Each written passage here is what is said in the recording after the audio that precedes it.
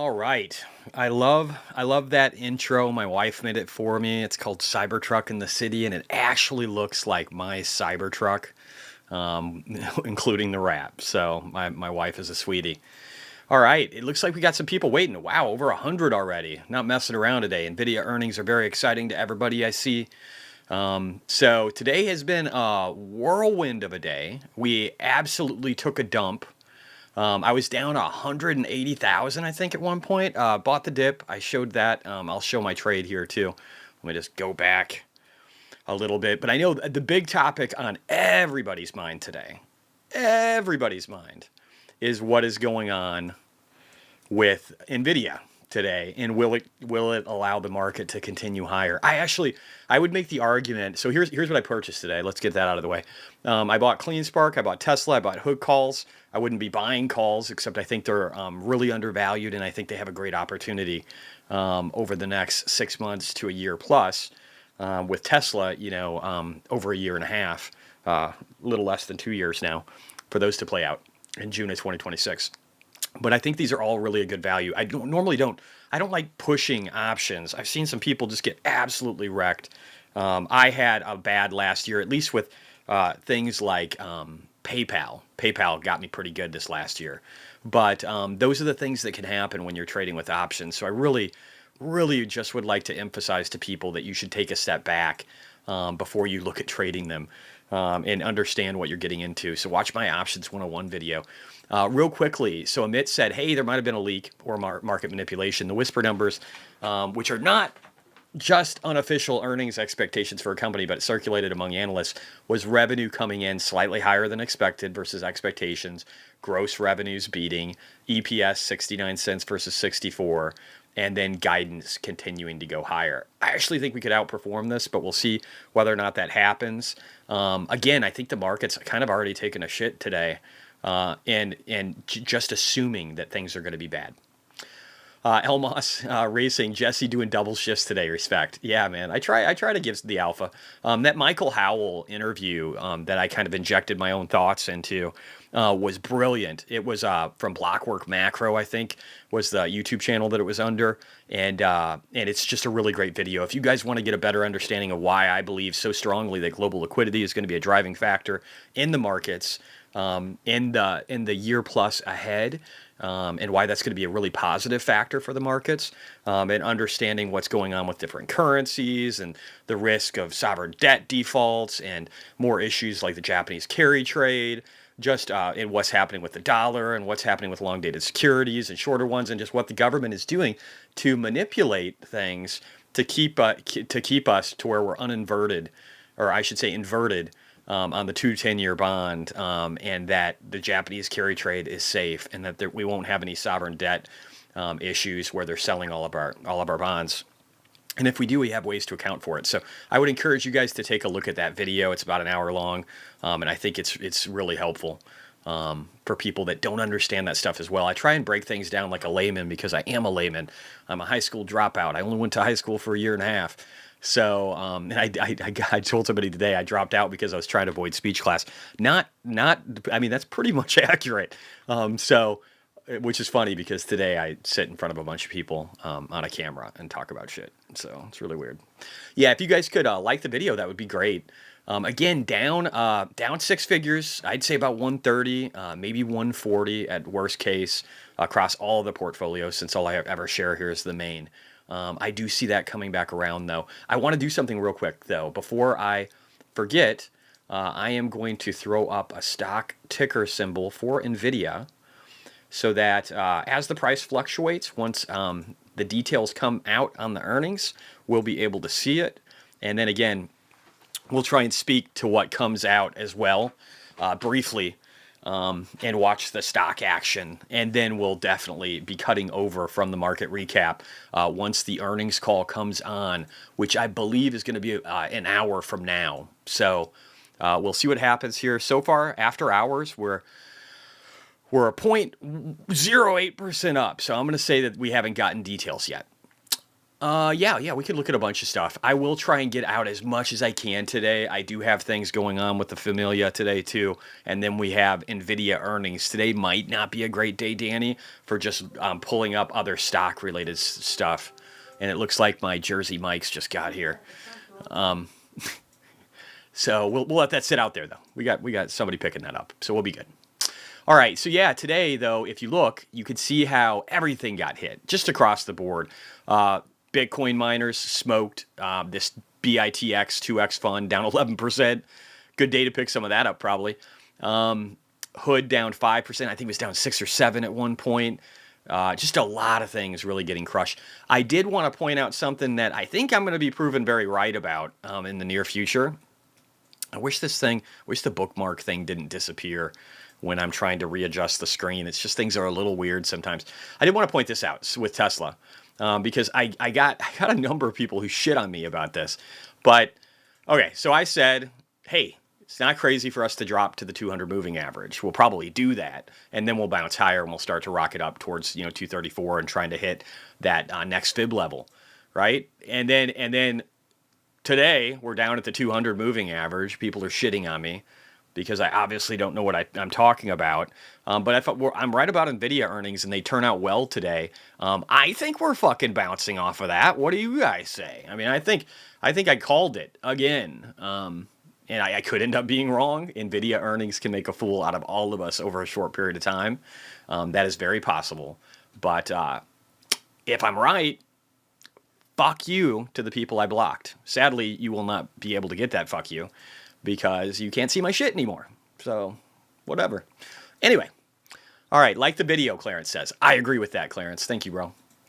All right, so let's get into gear here. We got a lot to go through in a short period of time to do it. If anybody sees Nvidia earnings-related information getting published or notices this ticker underneath me exploding higher or lower, please let me know and we'll shift to that topic immediately. Marty Party, he said he just posted something that John Raymond Hanger had posted showing that solar generation is increasing a lot. If there's anything I don't agree with Trump, he talks about solar and wind and all these things and how they're not needed and how they're not helpful and how wind kills a bunch of birds. Just a lot of stupid shit. I do agree with him on just about everything else, but when it comes to renewables and stuff like that, I think he's got a little bit of an archaic vision. But I think people like Elon Musk can help him with that. But again, it just said in here, the residential and commercial increasing proportionately, and he said, excellent post. Elon, when will we unveil the next generation of cells? It's less about that, and it's more about getting it for the residential to where it's cheap to manufacture. I mean, that's the reason they haven't really put a lot of effort into it, because why do that when you can get cheap Chinese solar for like nothing? And they're constantly lowering the price, and they're flooding the market. I don't think that's going to happen, Marty Party. I'm sorry to break it to you. Also, I don't know if I'll play this because it's just fucking retarded and it's a waste of a minute and a half, but it has to deal with Joe Kernan rolling his eyes and just shit talking Bharat Rama trying to explain why unrealized capital gains are going to be okay. And it's kind of like a real estate tax. It's just fucking stupid. So we're going to leave that alone. I'm not going to waste time. In case you didn't know this and lived under a rock, Supermicro was getting smoked today. Let's actually see real quickly where it ended up. Actually, I'll just do this. We'll go to the heat map index and look at stocks and see if we can find Supermicro in here. There's ARM. I don't know what the symbol looks like. Fuck it. I might just, I might just pull it up. I'll just do that. But, yeah, you can see, again, how markets got smoked just looking at the heat index. Now, SMCI, woof, let's see how bad this has gotten. This thing is just, hey, it is bouncing a little bit. So there's even some hope here. Maybe not a lot. But how much are we down now? How much did we go down? So, again, delaying, what was it, your 10Q filing right after a short report? Not a good look. Not a good look at all. But we'll see what happens with this. It did bounce pretty good from the low, so it looks like it's even getting a little bit of a bounce. Crowd taking a hit? CrowdStrike? I'm assuming. All right. Anyway, move on. So again, this was down like 25% today alone. So those guys with their short and port did really well. This isn't the U.S. It's Germany, but I want to talk to it real quick. And again, we'll jump to Nvidia in a second, guys. Whenever we get the data. But this talks about Germany. It talks about how they had no growth in 6 years. It talks about how the German business model. Tell me if this sounds familiar. Tell me if this sounds kind of like what we've been leaning towards in the United States. German business model based on cheap energy from Russia, growing exports to China, and cheap subcontractors in Eastern Europe is gone. Actually, I'm going to say that this part isn't. But I will say this. I'll add something to this. I think it's the dependency that Germany has on China that's killing them. Are you sure about 420? I'm sorry. What do you? All right, I'm going to ignore you guys. But it's talking about how they have got demographic issues, and again, they're very, very dependent upon China right now, and China's flooding them with EVs that are destroying their auto sector. Inside of Europe, Germany makes up more of the GDP, I think, than or more of the manufacturing base than like France and Italy combined or something. Like it's a lot. They are literally the leaders in Europe, and their economy is dying. And that's kind of a prevailing theory across Europe, and it's stuff that I don't want to see happen here. So we don't want more regulation. We don't want more taxes. We don't want to lose our ability to innovate by having companies where people and individuals, companies, philanthropists can invest their capital in companies that are going to make the world a better place or create better products or provide better services. We want to embrace that kind of stuff if we don't want to go down this cautionary tale of being like Germany. If you guys are here, the 450-ish almost people that are here, if you could hit like, and again, hit the bell too, if you want to see this stuff in the future, it is greatly appreciated. Let's see here real quick. I did want to say that the dollar, and some of my thoughts have changed on this. I'm going to have like a whole nother follow-up and a market recap talking about my thoughts on the dollar now that we watched this last video from Michael Howell. So I do think we can see weakness actually into the 96, 97 range like he's thinking, whereas before I thought this was going to be definitely support, and it is currently holding, but I do think that we could have weakness there. 420, a joke. Okay. Not. All right, adjusting. So Liz Ann Saunders, I love her. Adjusting USIM methodology. 3 of 5 regional Fed manufacturing indexes are in correction as of August. The Philly Blue is the strongest. Richmond is the weakest. I would actually argue that I think we're starting to see a bounce over here between all of them. And that could take months, maybe another quarter to come to fruition. But I do think that's the path it's going to take. And that seems to align with what Michael Howell's talking about too and a bunch of other people. This is interesting, though. So I don't pay a lot of attention to confidence report type stuff because it involves human psychology so much. Jensen Huang may be trying to blank funny, though. I can't read the other part. It's got the little heart thing in the way. Anyway, Liz Ann talks about in here how recent market volatility didn't shake out consumers and confidence stock market that much. There was a deterioration in August, but expectations for market performance are still high relative to history. So it looks like we're bouncing hard as far as what people's expectations are for what's going to happen in the economy from where we were in the lows of like 2022. So very interesting that we still have so much strength for the upside on what people are thinking is going to happen here. I think that's a positive. I also wanted to talk to this real quickly. 468. Thank you guys for everybody's here. I said you're right. So this is talking about how Kobayashi said inflation-adjusted home prices are now near record 100% higher than the original term, 130-year average, according to Reventure. Reventure is like a big doomer and gloomer in the real estate market. He'll always show you charts and talk about how the real estate market is collapsing. He's been doing that for at least 3 or 4 years. Not to shit talk him, but just to give you perspective here. But they were talking about how prices are just too high. They're too high. And so I added some notes in here. I said, and there were some follow-up, like Simon here said, am I wrong?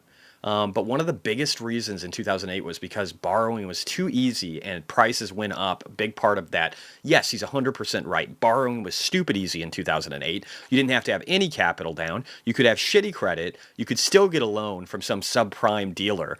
And the loan that you were going to get was an adjustable rate mortgage that had a 2 or 3 year fixed rate on it. And then it inflated into something that was fucking insane.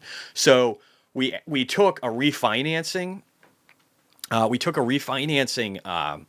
cycle, the end of it, the refinancing part of 2008, 2009, or 2007, 2008, and we just exploded the market because there was such an abundance of homes on the market already. And then when these rates started to roll over and default, people just lost their homes. I almost lost mine. I had to refinance and was able to. My neighbor, she lost hers after renovating it and spending a fortune on it because she bought a couple of properties thinking that she would be able to turn one into income, or that she'd be able to flip them and make a bunch of money, and just basically the greater fool theory, and she got destroyed. That is not a thing that exists this time around. Right now, over 40% of Americans own their homes free and clear. And then when you add it all up, probably 70-ish% of Americans own their homes free and clear, and or are locked into fixed rates that are very low, record low rates, like 2s and 3s for percentages, and low 4s. My rate's shitty on this house. I think it's like 4.25. So we're just not in the same boat in regard to real estate with any of this stuff. And it's just something I keep trying to tell people, and make sure that they understand, because it's important. Real quickly, cross-border capital. Again, we went through a bunch of charts. Really good stuff. So far, I don't see much happening with NVIDIA. If you guys see any news, let me know. If any of you guys are on X and you see a post with what's happening, please throw it out there. But this is just one chart that Bar Chart was sharing from my buddy Michael Howell from Cross Border Capital. He is the king of global liquidity and understanding global markets, in my opinion. He made me tons of money. He made me 7x in 2023. Well, he didn't make it, but he helped me with the conviction to make 7x. I keep saying 700%. It's not 700. It was 600%. It's 7x. I was being retarded, so ignore that. So it's 7x. I'm going to try and say that correctly in the future, just so you guys know, because I don't want to misrepresent. And I'm pretty sure I've been saying that for like a half a year. Anyway, Canada. Genevieve was posting here. She's kind of fun sometimes. Most bearish position ever in Canadian dollars. Probably nothing. Look at Canada. Just look at Canada is falling apart. It's indicative of Europe and just a whole bunch of people, different parts of the world that are doing really, really bad. Airbnb analysis. Yeah, I do have thoughts on it. I don't know if right now is the best time to jump into all of it, but I don't think Airbnb is nearly as big of a concern because you have this this cushioning with Airbnb. So some people are frightened about Airbnb. I'll just cover this real quick. Are frightened about Airbnb because they think what'll happen is everybody is losing, because like right now, if you look year over year, Airbnb profits in a lot of major markets. This is per Venture Capital, whatever that guy. Who does have real estate statistics, and he's been screaming about this collapse for 4 years. But he talks about how revenues in a number of key markets are half of what they were in some cases versus what they were a year earlier. I don't disagree with those numbers at all. I think just like the Bitcoin mining sector in 2017, when I got into it, a bunch of people saw, whoa, how much can I make if I buy some stupid graphic cards and plug some stuff in and load a program? How much can I make off of Bitcoin in a month? And they're like, I can make $1,500. I can make $1,000 with like one setup of 6 cards. Cool, I'm going to do that. But like me and my own stupidity at the time, what they weren't quantifying, and what I think might be happening with the AI Bitcoin miners right now, is that people weren't thinking, oh, everybody's doing this. Everybody's filling the hole. And so since everybody was doing it and you're flooding the market with it, you have a problem where the revenues go down, right? So I think Airbnb is indicative of the fact that there's too many Airbnbs. The market was saturated. The whole revenge go travel thing started to slow down. And so you're seeing it cut back. What's going to happen in that circumstance? It's going to be great, I think. What's going to happen? People are going to be like, oh shit, can't do it, got a default, or they're just going to let stuff go. And when they do that, they'll end up putting more housing onto the market that didn't exist before. And that's what we need. We need more of that, right? We don't have enough housing right now. So what will happen is, and then as people sell out of their Airbnbs, oh, here we go, NVIDIA earnings. Wait, we'll talk about that later. NVIDIA earnings per share EPS, the adjusted EPS was 270, which was well above the expected 209 revenue. All right, great. Let's do this. I'll just, it looks like the market is digesting this. I'm going to pull up, I might finish my thought on that subject. But yeah, so I think what happens is people sell their Airbnbs, they go on the market, as like, let's say 2% or 3% of Airbnbs are sold. What will happen is they'll, let's see, where are we at? We're down 0.14%. So we're still like not doing anything here. We'll see how people are digesting. Oh, there's the Marty Party. Let's see if anybody else. I'm waiting. Is he the only person who got earnings? Man, he must be on speed dial. Short NVIDIA. We'll see how it plays out. Anyway, but so what I think happens is maybe you lose a 2%, 3% of the existing supply. Maybe it's 5%. And so what you'll have happen is that will help lower prices in the existing home market. We're already seeing rates coming down. That will provide liquidity to where people can purchase homes and have them be more affordable for the first time in ages. And then at the same time, you'll see a rebalancing where the fee structure on what's getting charged for the people that are still around renting their Airbnbs will go up and they'll make more money. Christopher Brown, where's this from? NVIDIA website shows nothing yet. Yeah, I don't know. This is Marty Party. He's pretty good at posting. I've got it in front of my screen here. You can see it. But I don't see it from anybody else. Revenue, 10.32 billion, up 170, 10.32 billion.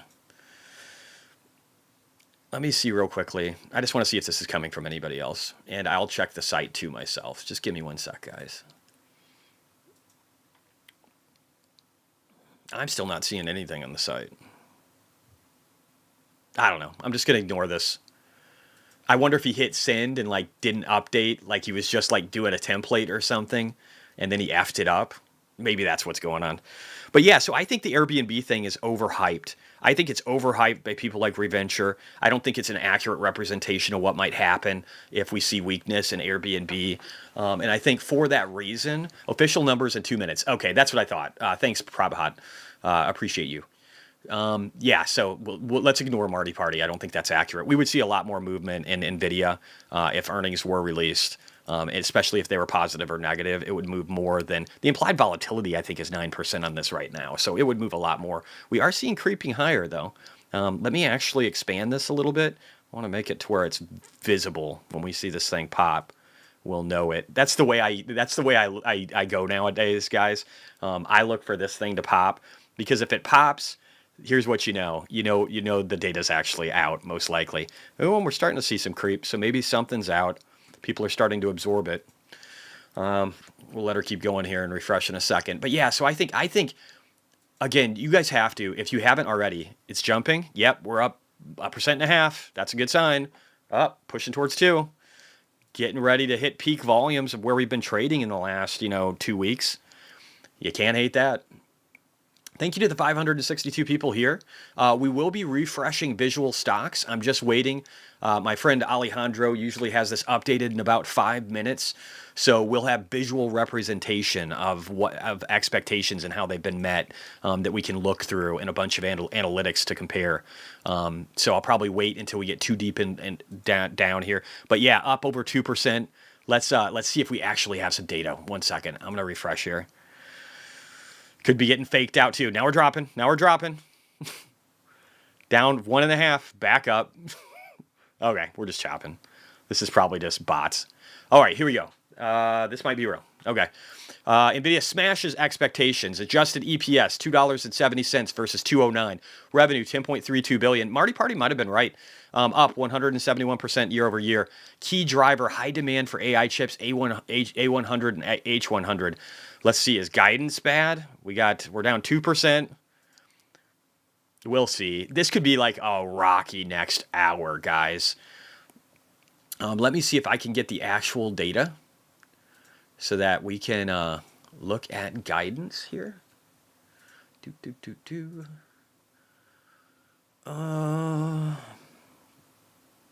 Stock info, financial info. Do you guys know what tab it's under here? This is my first time doing earnings on these guys. I'm looking at events and presentations, and I don't see anything in there. If you guys know where it is, please let me know. Otherwise, I'm going to go into the conference call and pull that up and see if there's anything in there. I might have to mute this too. Let me see. Nope, it's not even ready yet. All right. Let me see. Since I can't get that, I might cheat here. Give me 1 second. I might jump over and piggyback real quickly off of Meet Kevin, since he's probably got it already pulled up. And we can get his take. Meet Kevin. Wow. And let him do the footwork. I'm okay with that. Oh, no, what is this? Get out of here. Not this. My bad. All right, let me see. Be Kevin. All right, here we go. What do we got? You're here tomorrow to ring the bell. Oh. Nope. Live. Let's see. You know he's in here. Whoa, is he not doing it? Is me, Kevin, not doing NVIDIA earnings? Is that possible? Am I tripping? Oh, he probably has it under something else. Let me look. NVIDIA earnings, meet Kevin. I think he's got like a bunch of channels. I can't even remember anymore. Here we go. One sec. So Q2 gaming beats at 2.9 billion. All right, so we're going to cheat for a second. We're going to piggyback off of him. 2.79 billion expected. Let him do all the Data legwork. center revenue. Let's see. So, I mean, most of their money comes from data center revenue, right? So data center revenue comes in at 26.3 billion. I'm going to refresh over here and see if our data's up to date. 25.08. So that's still a beat. 26. Not yet. 0.3 divided by 2508. It's about a 4.8% beat. 4.8%.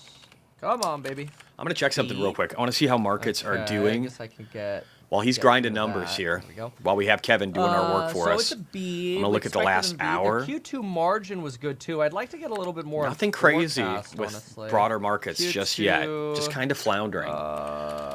Adjusted. Interesting. Let's see what happens was as we decipher what's happening with NVIDIA. 75.5 expected. Down 2%. Which is pretty good as well because you're maintaining onto that insane margin, which is dropping really good. down Remember, near 3. They're a chip designer, not a manufacturer. Blackwell production ramp is scheduled to begin in Q4.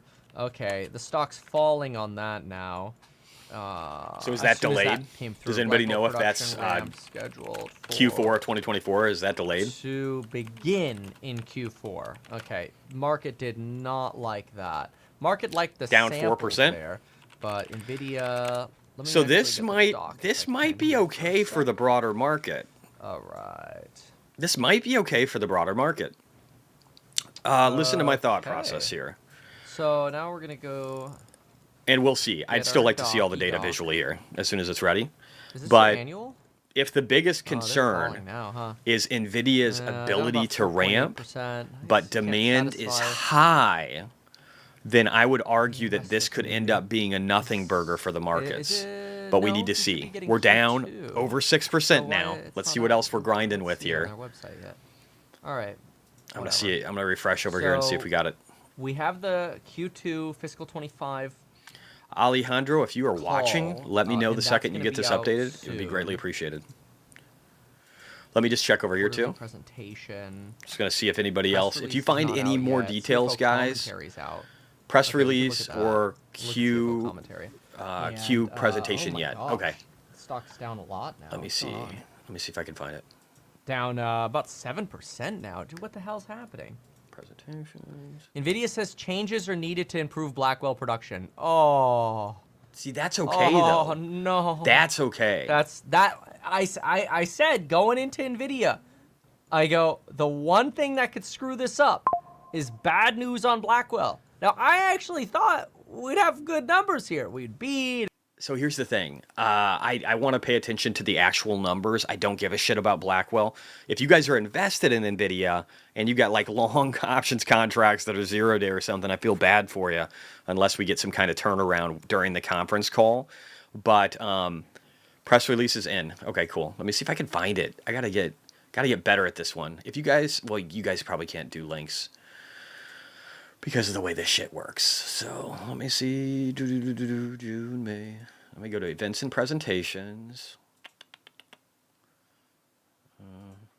News, maybe. Maybe it's under news. There we go. I found it. Okay, let me bring some stuff over here. Let me expand. Okay. Reported revenue, second quarter.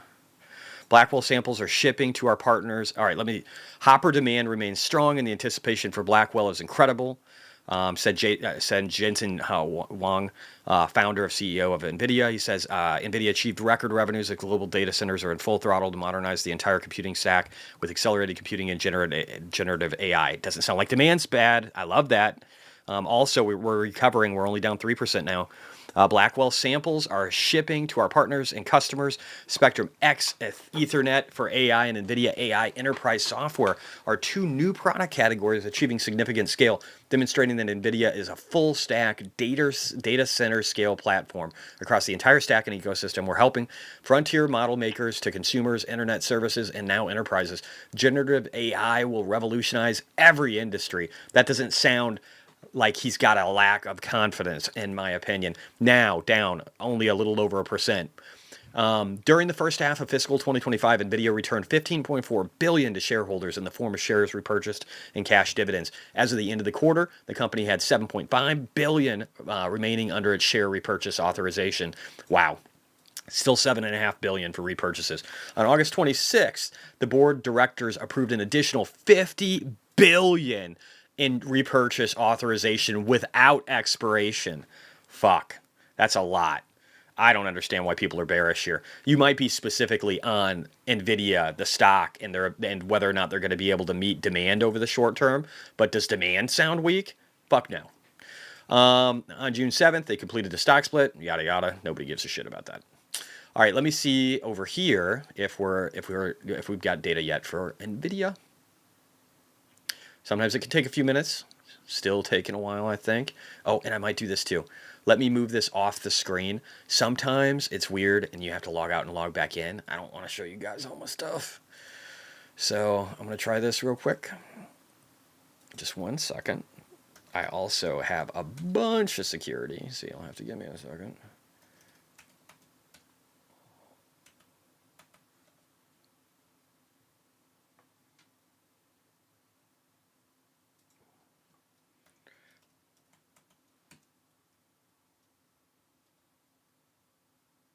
Ugh. 1 second.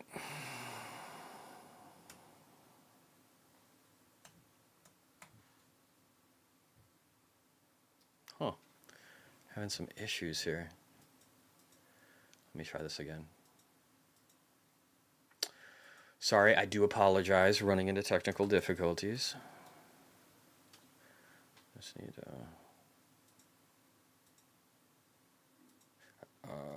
right. Did I get in? No.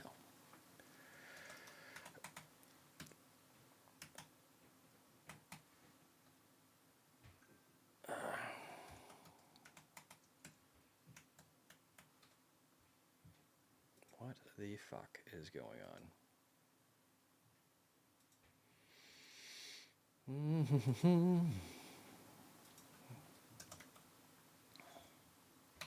Sorry, let me see if I can get visual stocks up here again.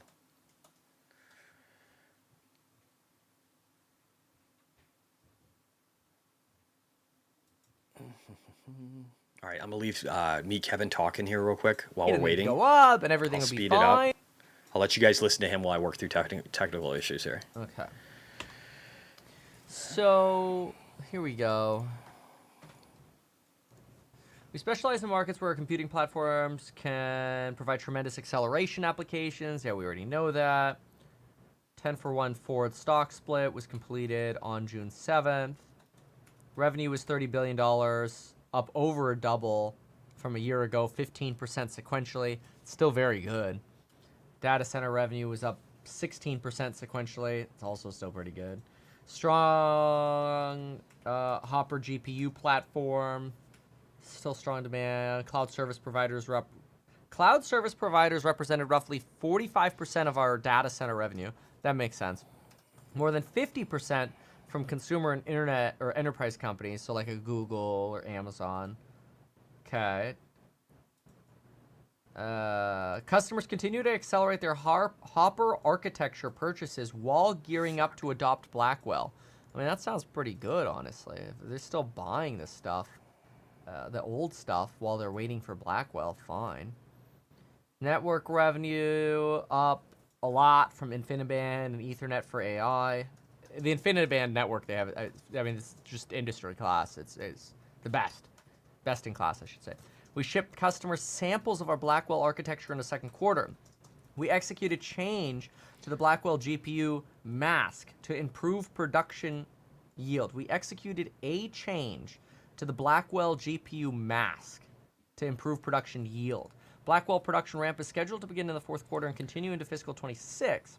We expect to ship several $1 billion of Blackwell revenue. Hopper demand is strong and shipments are expected to increase still in the second half of next year. Okay. Automotive revenue was up 37% from a year ago and 5% sequentially. That's pretty good too. AI cockpit solutions. Remember, this is a competitor to Tesla, right? Tesla's FSD is not the only one out there. And in fact, I wouldn't be surprised if this actually could affect Tesla stock. This mention right here, and maybe Tesla stock falls on talk about how this is growing so well. This is just really showing you how much your competition is growing. Gross margins decreased sequentially due to low-yielding Blackwell material and a higher mix of new products. That's reasonable. It's because you're investing. That's fine. I mean, honestly, am I really worried about the balance sheet? All right, so I got that logged back in. Sorry about all that. I had to reset my password. Because of stupid shit. Here. All right, still nothing yet. Investments, public securities, blah, blah, blah, blah. Okay. Well, we're about 30 minutes away from the earnings call. The stock's now stabilizing at about 3.5%. All right, trying to get caught up on comments here. Remember, the stock was down Kevin about 2.1% on the day. Look at crowd. Okay. Here you could see margins compared. So you could see that decline in margin right here. Bitcoin's price is totally following NVIDIA. Interesting. Heart palpitations for some investors.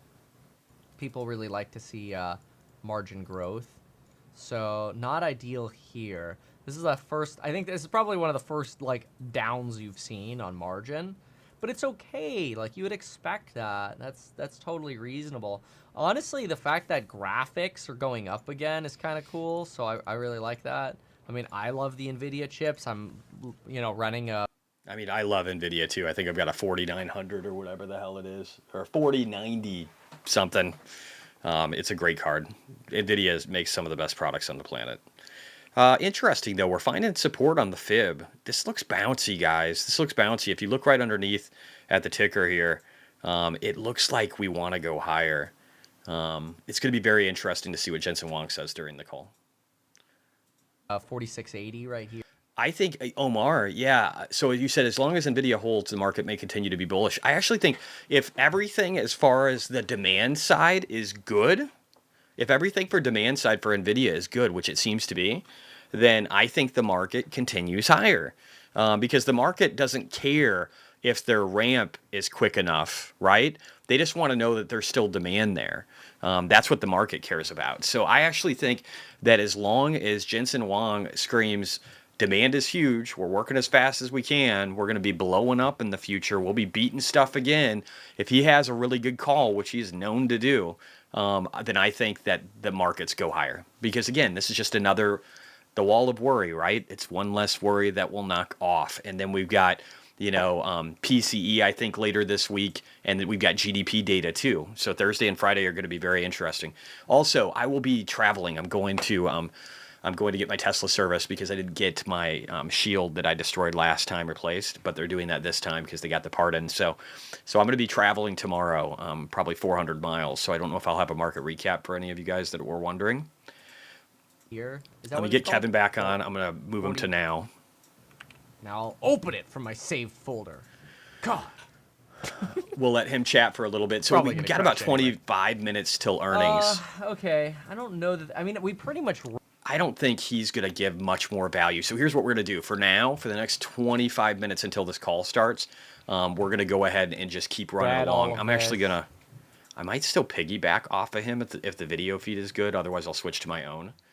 But I'm going to leave him up in the background, and then we're just going to go ahead, do a quick search here, make sure that there's nothing else people are talking about on X in regard to interesting facts.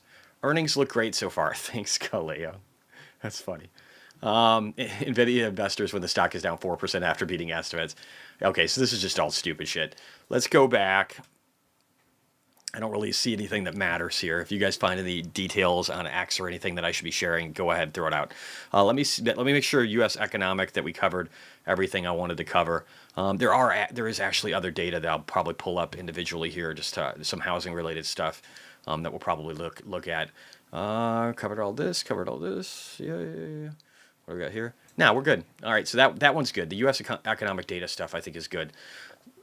Let's actually look over here. So a couple things. We're going to look at the Fear and Greed Index real quickly here. 52 for the stock market. Let's check it for crypto. Bitcoin's been falling like crazy. Okay, we're back in fear. Okay, that's good. Not extreme fear, getting closer. That makes sense. It was a little weird having where it was sitting yesterday in like neutral territory off of not really having a super great day. Real quickly, looking at the CME, we're sitting at about a little lower odds of one cut or just one cut and shifting up towards two. So interesting. I think we're only getting one. But I think that'll be very clear here soon. But that's interesting. Let's look at the mortgage sector real quick. This is some data I want to just roll through.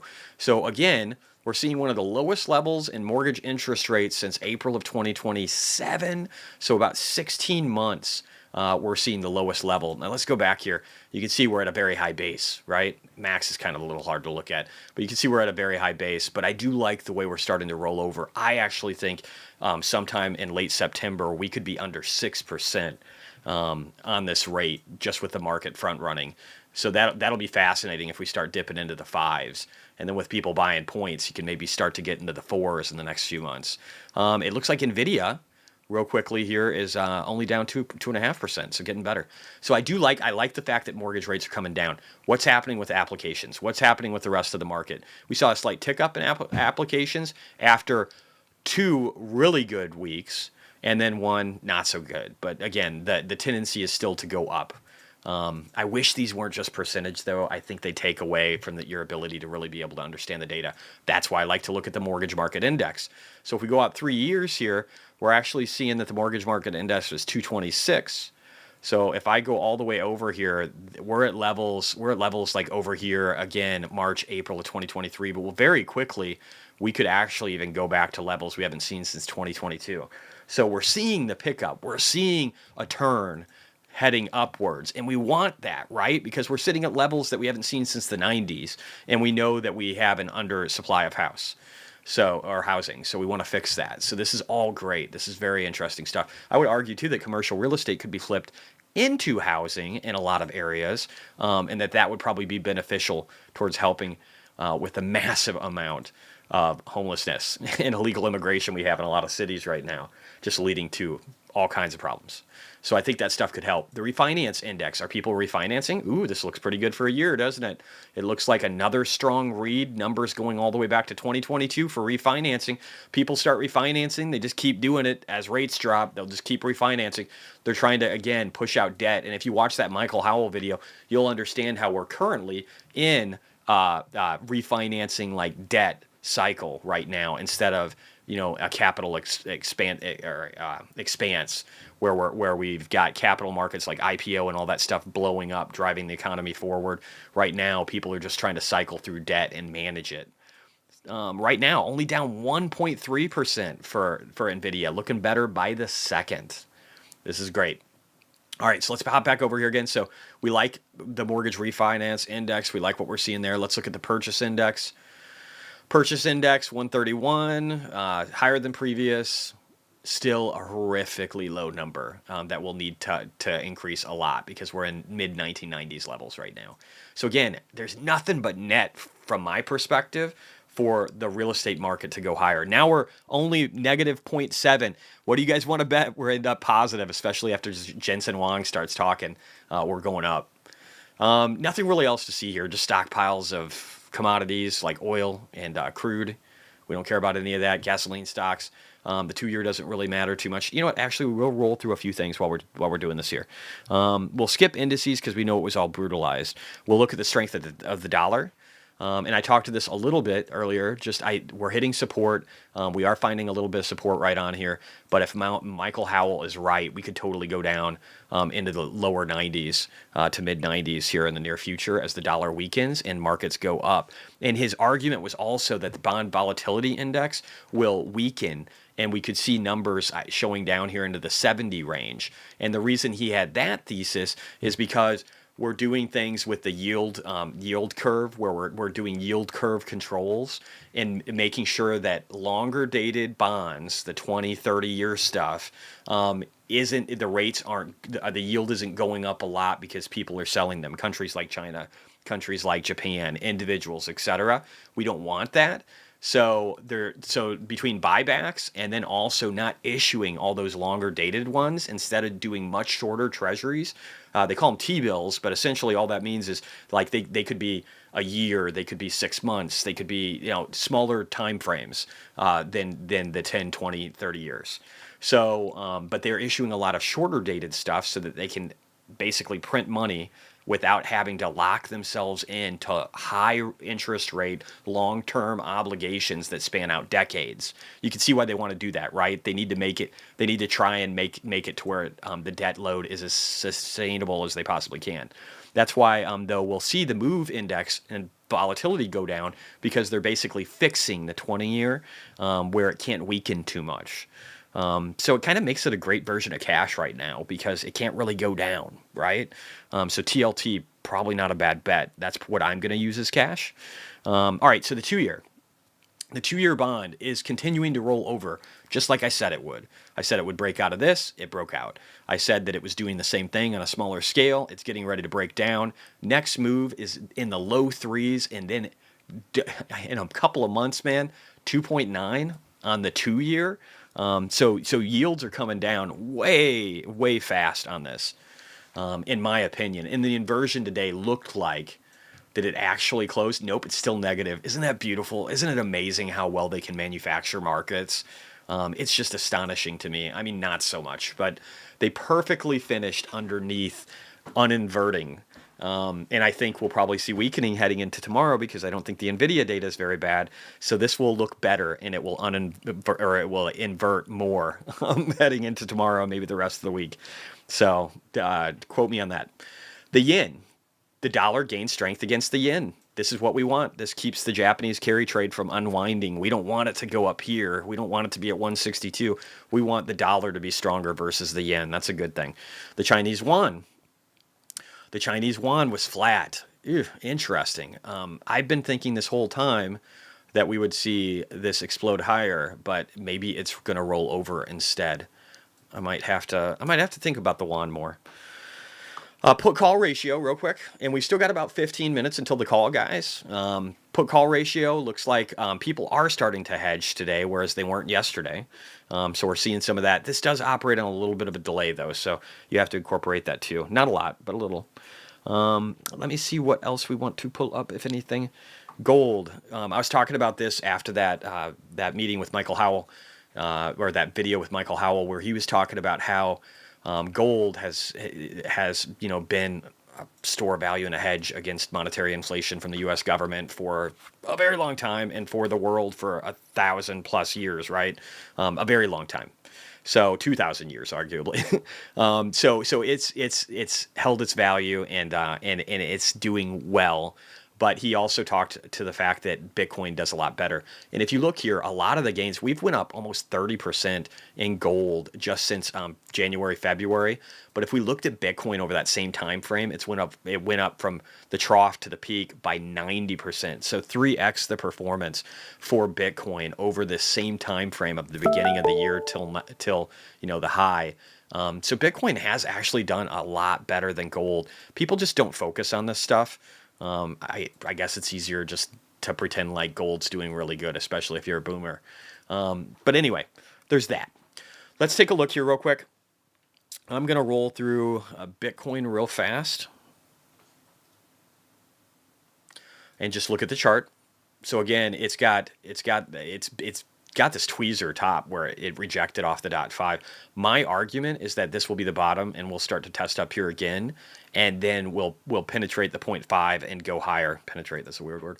And then go higher in the not too distant future. I think it's going to happen fast. I still think, and we'll see if this happens, because the end of the month is this month, or is this week, right? So I will still make this argument. I will keep making this fucking argument. This is not bearish. This is not bearish. This is not bearish. When you have wicks like this that are pulling you higher, but here's the thing, I don't even think we close here. I think we close like in the lower 60s. And if we do that, we'll be up here screaming ready for a breakout in Bitcoin's price action. Now, September is the worst month of the year, historically, traditionally. But I don't think that's going to be the case this time because we've basically just trended sideways to down for such a long period of time. I think at the bare minimum, by the time October runs around, we're screaming higher. And I still, even though it might not look like it right now, think that Bitcoin's going to go higher sooner, not later. You can quote me on it, okay? BTC is doing well, except if you watch it daily. Gold has its place, but let's not waste energy environment mining anymore. And I don't even think it looks that good. I've never been a gold person. I was like a silver titanium kind of guy. I don't actually like, I see these people with their gold chains and it just screams tacky to me in like old world. No offense to my Indian friends. I know Indians love the fucking gold. So do people in large swaths of Asia. It's still very popular over there, but I'd say it's probably the most popular as far as I know in India. They love gold. So if I shit on your thing, I'm sorry. We all have a thing. And again, gold is serving its purpose. I mean, it's up 28% in a very short period of time for gold. So if you got that, I'm happy for you. MB, what is a Chinese gulag called? What the fuck are you guys talking about? No, we're talking about Baba. Oh, that's scary. Jesse, gonna buy some Chinese yuan? No. You guys are just fucking with me now. All right, let's take a look here. I want to see if NVIDIA's chart updated. Maybe we can look at that real quick in the next 11 minutes before the conference call takes off. Oh, I think we got it, guys. We did. Thank you very much, Alejandro. You demand. All right, so again, this is just sick. Look at this net income. Look at their cash position. Why don't they have more bonds? Why are they out of bonds? That doesn't make any sense to me. Are they financing a major expansion, or is this all for the stock buybacks? I mean, they did get what, 55 billion available in stock buybacks. What did they say? Let's see here. What was it? 50 billion with no expiration. That's a lot of money. Maybe they're getting ready to do that. But look at this. Look at this operating. I've never seen an operating leverage like this before in my history of investing personally. I have never seen this. If you guys have seen this, cool. Let me know. But this is absolutely amazing to me. The kind of increase in revenue with very little expense base is just sick. Let's look at NVIDIA's revenue versus the Magnificent Seven. Look at that ramp. There's just, I mean, don't get me wrong. Amazon still looks great. It's cyclical, so it's not the same level. There's nothing really in here that's been maintaining the same level of increase. It's definitely beating the Magnificent Seven since Q1 of 2023. It's just beautiful. For the quarter, we got almost $17 billion in net income. Just look at all the green. Forward PE is 46, but man, that's not actually crazy for a tech company right now. I don't think that's crazy. And if we look here, look at all the selling. I would do that too. I would do that. I can't blame the insiders here either too. These guys are buying Lambos, man. I was reading articles showing, let me get the ticker up here. We're down 4% now, so we're getting pessimistic again. We'll see if that maintains into the call. But I can't blame these guys for selling at all over here, because all they're doing is just locking in a Lamborghini, and they're they're so rich. These people are so rich. Yeah, estimates still look good. All this looks good. This doesn't look, so here's my take. This even if Nvidia drops a little bit, I don't give a shit. I don't think it fucking matters, because I think what we're going to hear from Wang, and I think what we've already seen just from the initial write-up, is that demand is very strong. Demand isn't slowing down. It's only whether or not they can ramp. And if demand is this strong, people are going to say the narrative is the economy is still strong. And so I think we still head up. Let me see here real quick too. Let's see what the 1 hour looks like on the chart here. Is it getting any better? Nah, it's still flat. Everybody's waiting for the call. I think that's it. That's the big thing. It's sit and wait. C-List, probably Jesse has already a YoQ channel that is shitting on the American economy. I'm sorry, what? What do you mean, Embiid? What are you saying? I'm not keeping up with you guys at all. I'll try to, but I'm not. We're discussing your future, Jesse. Wait, what is happening? Why doesn't Jensen buy Bitcoin? He should. He should. Alejandro, thanks, man. They didn't report marketable securities in the report. That's why you don't see bonds. Oh, thank you, dude. Isn't it great having the person who runs the company that displays this information in our chat? Aren't we lucky? I think so. All right, let me get back over here. Or actually, maybe I'll hang out here. Jensen has tons that reported. MB, list probably Jesse, Artie, YoQ. Again, I don't know what UQ channel is. That YouTube? What are you saying? Is the Chinese YouTube? Oh, I don't have one of those. I don't think China would like me, bro. I don't think they like. Is Xi Jinping gonna like what I have to say? I'm brutally honest, and I don't have a lot of compliments for the CCP. I'm pretty sure I'm not opening any channels there. I don't want them to know where I am or who I am. I want to stay off the radar. All right, we're down almost 4.5%. Again, just kind of hanging underneath the fib. If I might draw this just a little bit larger to see if it'll show visually better. That's a little bit better. Yeah, so you can see how we have popped a little bit higher from where we are. We're not exactly trading around the heart line. It's probably like 123, 124 would be nicer. That would give us confidence that things are going to be good, but I think that comes in the call in about 7 minutes. So I think when that starts to take off, I think things are going to look a lot more optimistic here. And let me see. I'm going to move this over too, so I have the call in front of me. Oh, wait 1 second. I got to kill it. Otherwise, I get copyrighted by YouTube because YouTube hates me, especially since I've turned political. Law, you might be an irritant to China. I love Chinese people. People think I don't like Muslim people. They think I don't like Chinese people. I love them both, actually. There's parts of their society and elements that I do not like. That is different. That is different. Most people don't take the time to find that nuance, but it's a pretty bit different thing. I would actually love to go to China. I think it's probably one of the most beautiful places on earth. I would love to go there when I know the people are free and I don't have to worry about being locked up for some kind of political persecution or be a pawn because of the fact that I've said negative things about them. So I don't want to be in prison like a bunch of people in Hong Kong were when they took the region 25 years earlier than they were supposed to. And I don't want to have my organs harvested like they do to Uyghurs in China, in the Mongolian area of the country in the Northwest. I don't like the thought of any of those things, but I don't blame the people for it. The people have a really sophisticated mechanism to control their thoughts and minds, and I can't blame them for it. All right, we should look at more charts here, though. We got some data center data. We've got data center as a percentage of revenue is increasing.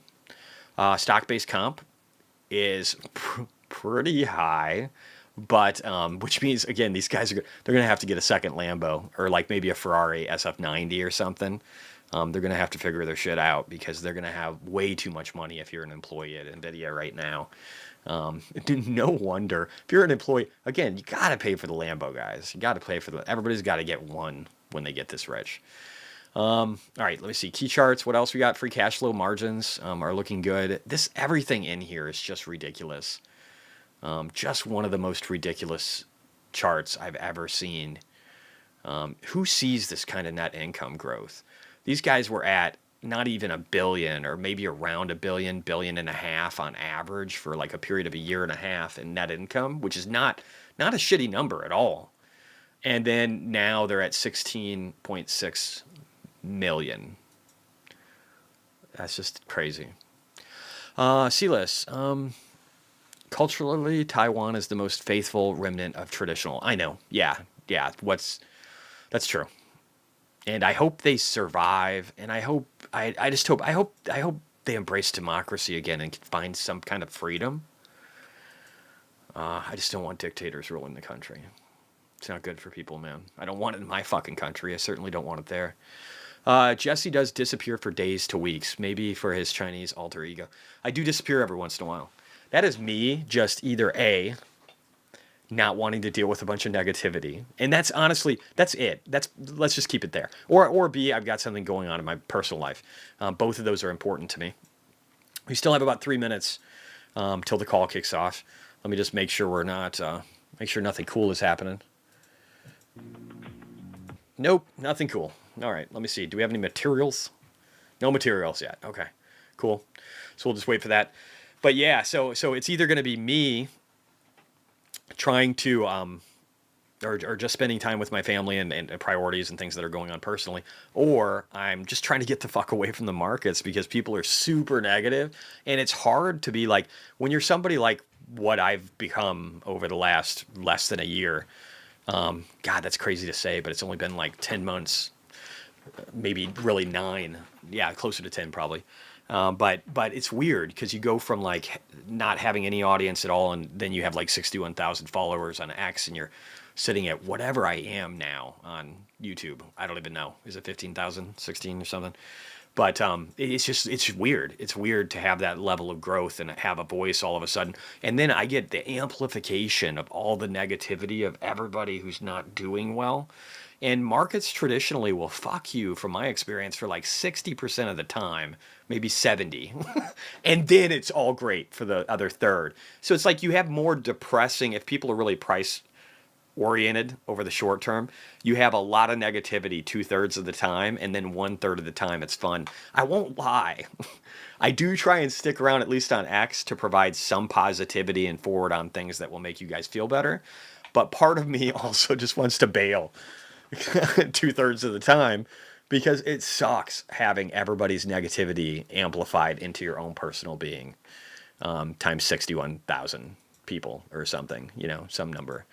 So it just sucks. It's not a lot of fun. So if I'm bailing, it's probably just to avoid that shit, if I'm being honest. Jesse, social media presence can sometimes feel like mental, emotional. Yeah, man. It's like it's fucked up. It's weird. It's like you get excited. You're like, oh hey, like I didn't even want to be a YouTuber. You guys made me do this on X. You're like, Jesse, make a YouTube video. Jesse, do this in depth. Jesse, do this. And really, YouTube is the easiest way to really develop a thought and talk to people too. And so I had to do it. But it's not like I tried to do all of this. And then at the same time, you get this amplification of negativity, or people that I would say sometimes are just ignorant, but very argumentative. So they don't know what they're talking about, but they have a high degree of confidence that they do. And that's annoying as shit too. Not that I'm perfect all the time. I'm getting smoked by CLSK, but I made the decision. You did, JJ. Hey, if it makes you feel better, I think I lost money on that today too. I don't know where I'm at right now, but I bought, and I'm excited to buy, genuinely, because I think it's going to be the right play. And I don't know if you've noticed this, but I don't seem too stressed out today, guys. Do I? Not really. Derek Fisher. Hey, Jesse, can you take a look at Crowd? I probably could do that. If we're waiting real quick here, let's just see how they're doing from their stock perspective. Let me actually go over here. We got, actually, man, we're getting ready to start. I might have to do Crowd afterwards, man. Let me just take a look here and make sure there's nobody on. Nothing yet. I'm just going to refresh. I will try and pull this up while we wait. I just don't want to miss anything important, because that would be bad. People are here for their NVIDIA. They need to get it. All right. No, and what am I looking up? NVIDIA. God. Dar. All right, CrowdStrike. Positivity is built into you, Jesse. Keep it up. You have to be if you want to do well in markets, because the majority of the time, 90% of the time, they do well. It would be idiocy to lean in the other direction. Wow, 600 people live. That's awesome. Hey, guys, if you could hit like, that would be great. It's really helpful. It helps support me a lot. I was busy the last few days, and I missed this. Congrats, Jesse. Yeah, the people love earnings, man. They can deal with my bullshit on earnings. Guillermo. Jesse, I joined your channel 1 week ago, and I love your optimism, positivity. Keep it up, my friend. Hey, man, it's the only speed I know. I think I'm worried about what could be bad and what could come for markets in the world and in politics, but I also believe that there's this curve to truth, like this arc of truth, and I think the world gravitates towards what it should do. I don't know if that's right, maybe, but I think that's how the game is rigged in this matrix that we're in, if we're in one. Otherwise, I'm completely fucking wrong, and I don't know how I get things right all the time. After hours, CrowdStrike sitting at 3.4% up. That sounds good. Testing up, at least from a technical level here, it looks like it's going to try and test up towards the .5 or the .382, depending on whether you're doing a trend-based extension or a retracement. All really positive stuff, though, man. Very cool. Let's see. I don't know if I have the updated. I don't know if that one gets as much visibility. I'll try and see if I can pull it up. It might still be grinding away. I know the algorithm over there works towards, the stuff people are hitting the most first. No, hey, Q2 of 2024. I think that's right. If this is CrowdStrike, it looks beautiful. It looks. Did it just come out today? Is earnings today? Let me see here. Earnings. Yep, it is. Okay. All right. So yeah, they're doing all right. Let's see if estimates. I don't know if those are in here yet. That might be updated too. Yeah, it doesn't look bad. It looks like the EPS looks really great going forward, man. It looks like CrowdStrike probably hit it out of the park. Let's just make sure we're not missing anything here. One sec. No. No, not yet. Come on, guys. Where we at? Where we at? This thing's at 4, right? Everybody confirm that? Let me get back over here. I can look too, I suppose.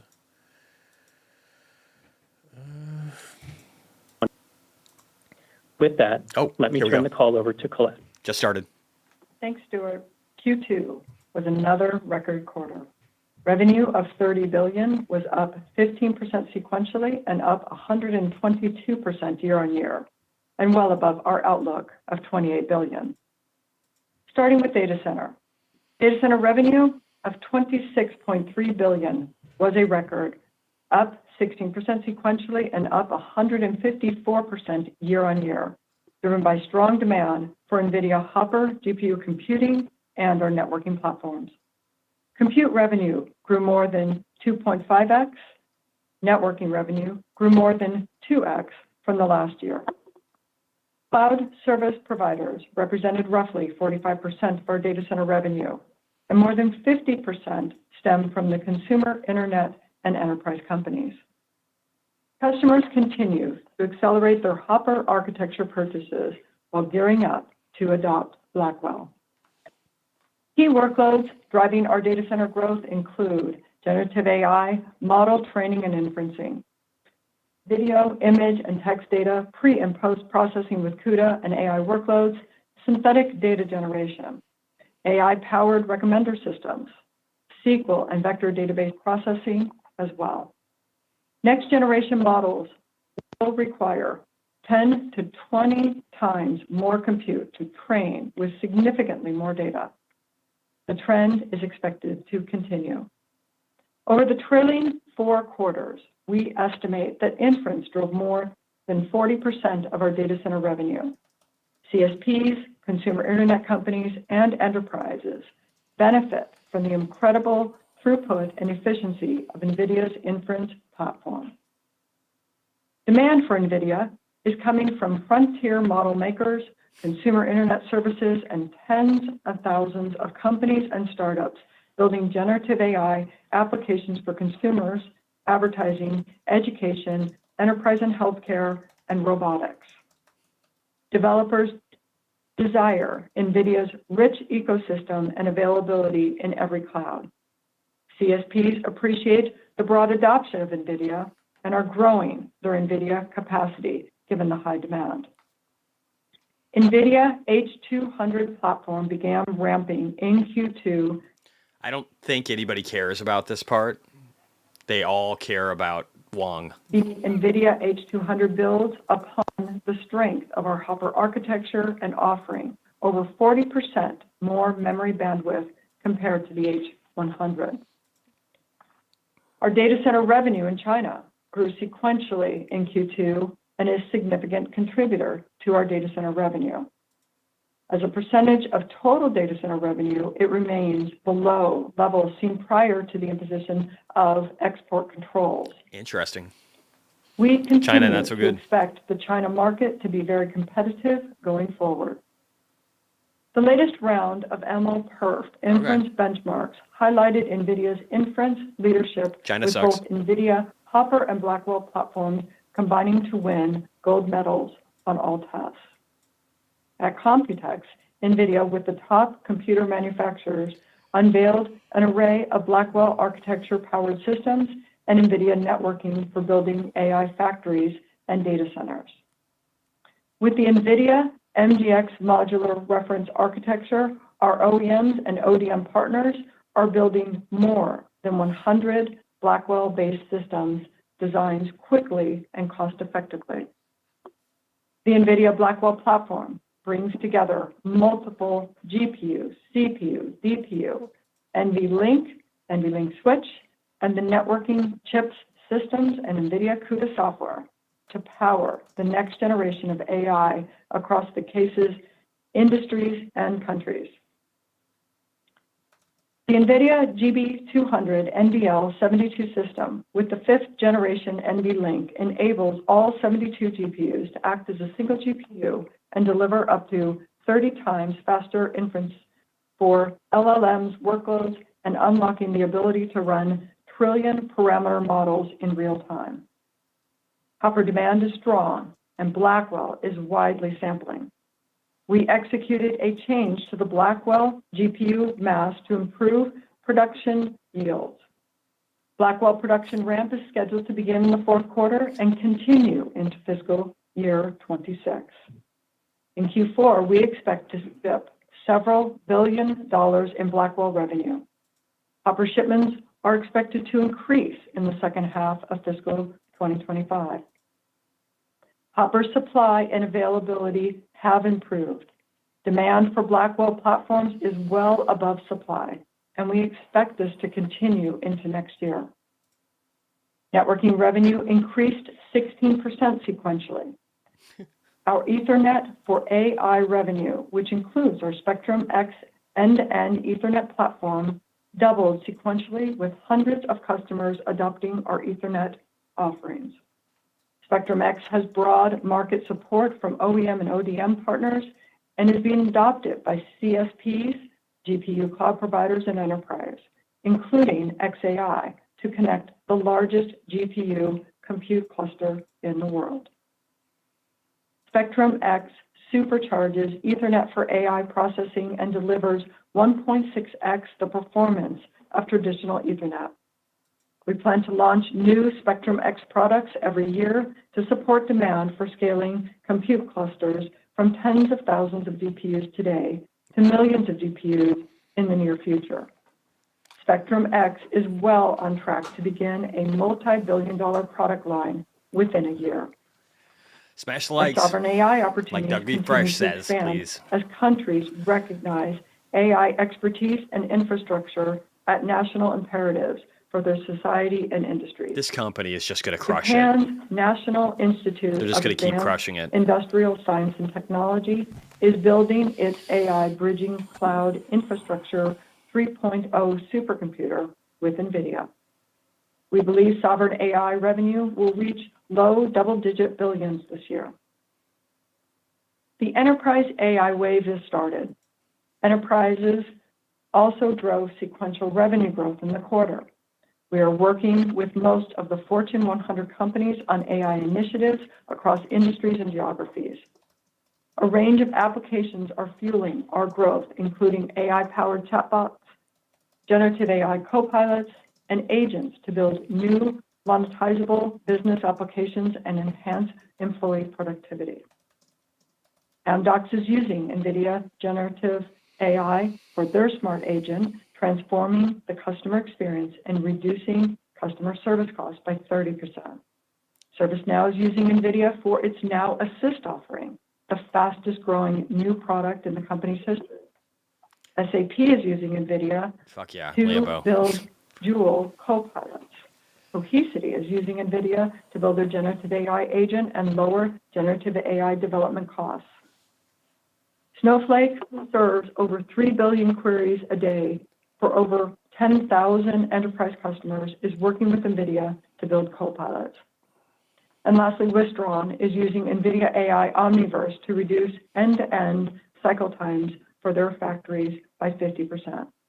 This is also great. Automotive was a key growth driver for the quarter. They do such as a great every job automaker is explaining the developing company and the autonomous business vehicle and technology just breaking it using down. NVIDIA in their data centers. Very transparent. Automotive will drive multi-billion dollars in revenue across on-prem and cloud consumption, and will grow as next generation AV models I think it's all require good. significantly more compute. Healthcare is also on its way to being a They're just multi-billion-dollar screaming business demand as AI revolutionizes everywhere from medical every imaging, industry surgical robots, in the world. patient care, electronic health record This is not processing, and drug bearish. discovery. During the quarter, Yes, we I would announced agree, a new Ralph. I'm not NVIDIA in it. AI I don't own Foundry any Tesla service or any to NVIDIA. supercharge But I would generative agree, AI right for now the world's it's enterprises way more with hot than Meta's any company on Llama earth. 3.1 collection of models. This marks a watershed moment And for Tesla will enterprise take over. AI. I agree. Yeah. Companies, for the first time, can leverage the capabilities Like the next of an couple of open years. source frontier level model to develop customized AI applications to encode their institutional knowledge into an AI flywheel to automate and accelerate their business. Accenture is the first to adopt the new service to build custom Llama 3.1 models for both its own use and to assist clients seeking to deploy generative AI applications. NVIDIA NIMs accelerate and simplify model deployment. Companies across healthcare, energy, financial services, retail, transportation, and telecommunications are adopting NIMs, including Aramco, Lowe's, and Uber. AT&T realized 70% cost savings and 8 times latency reduction after moving into NIMs for generative AI, call transcription, and classification. Over 150 partners are embedding NIMs across every layer of the AI ecosystem. So pretty. We announced NIM Agent Blueprints, a catalog of customizable reference applications that include a full suite of software for building and deploying enterprise generative AI applications. With NIM Agent Blueprints, enterprises can refine their AI applications over time, creating a data-driven AI flywheel. The first NIM Agent Blueprints include workloads for customer service, computer-aided drug discovery, and enterprise retrieval augmented generation. Our system integrators, technology solution providers, and system builders are bringing NVIDIA NIM Agent Blueprints to enterprises. NVIDIA NIM and NIM Agent Blueprints are available through the NVIDIA AI Enterprise Software Platform, which has great momentum. We expect our software, SaaS, and support revenue to approach a $2 billion annual run rate exiting this year, with NVIDIA AI Enterprise notably contributing to growth. Moving to gaming and AI PCs. Gaming revenue of $2.88 billion increased 9% sequentially and 16% year on year. We saw sequential growth in console, notebook, and desktop revenue, and demand Imagine is if strong this and company growing, put $1 and billion channel inventory remains of their healthy. cash, of this Every 35 billion, PC with if they put $1 RTX billion into is Bitcoin. an AI PC.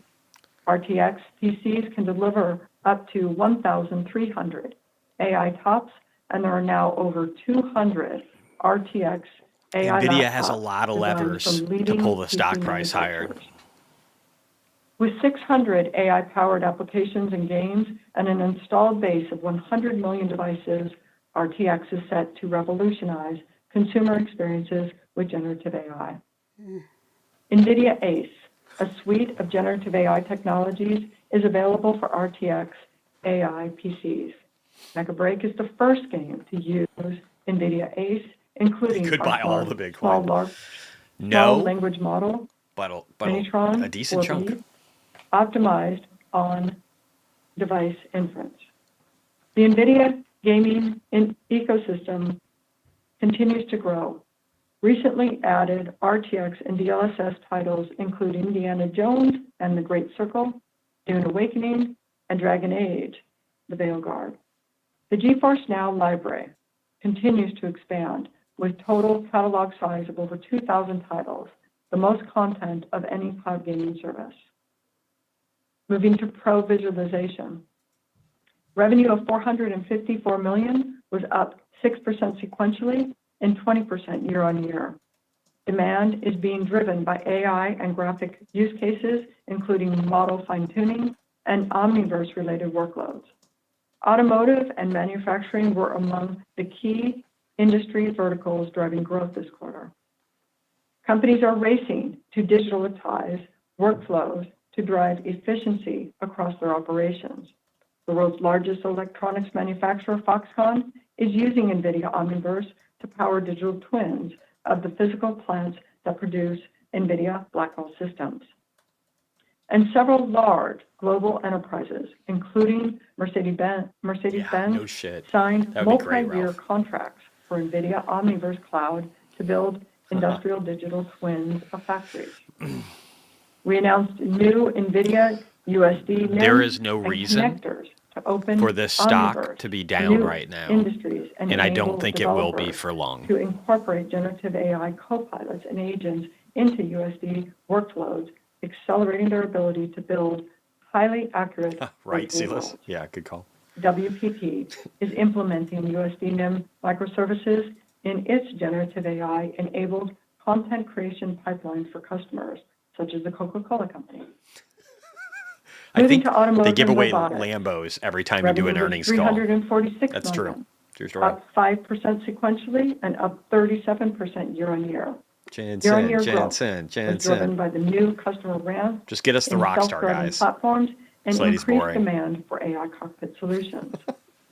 At the Computer Vision and Pattern Recognition Conference, NVIDIA won the Autonomous Grand Challenge in the end-to-end Oh, yeah, driving baby. at scale category, outperforming Interesting point, more BD. than 400 entries worldwide.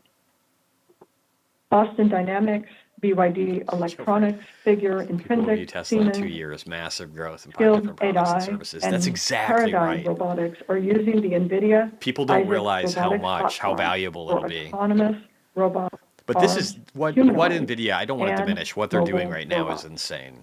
It's beautiful. Now moving to the rest of the P&L. GAAP gross margins were 75.1% and non-GAAP gross margins were 75.7%. Give us the way. Down sequentially due to a higher mix of new products within data center and This is killing inventory me. provisions for Elmos low-yielding Racing. Blackwell material. Sites like Bloomberg Business are already making Sequentially, headlines. NVIDIA GAAP sales and forecast non-GAAP fails to operating meet expenses lofty investor were up expectations. 12%, I don't even primarily read that shit reflecting anymore. higher It's such garbage. compensation-related costs. And here, Cash flow it from could be operations down. Here's the was thing, though. $14.5 There's billion. nothing in this that In says that there's Q2, we anything utilized wrong with the cash U.S. of economy, and that's what $7.4 matters. billion towards shareholder There's nothing returns in the negative form of with share demand that repurchases we're and getting cash from this dividends, call right now. reflecting It's the about their increase in ability to dividends be able per to share. get it out quickly enough. Our board of right? directors recently approved a $50 billion share repurchase authorization to $50 add to our Starbucks. remaining $7.5 billion And a of Lambo. authorization at the end of Q2. Let me turn the outlook for the third quarter. Total revenue is expected to be Ooh, here we go. $32.5 billion, plus or minus 2%. Our third quarter revenue outlook incorporates continued growth of our Hopper architecture and sampling of our Blackwell products. That's nice We growth. expect Blackwell production ramp in That's Q4. nice. GAAP and non-GAAP gross margins are expected to be 74.4% and 75% respectively, plus or minus 50 basis points. As our data center mix continues to shift to new products, we expect this trend to continue into the fourth quarter of fiscal 2025.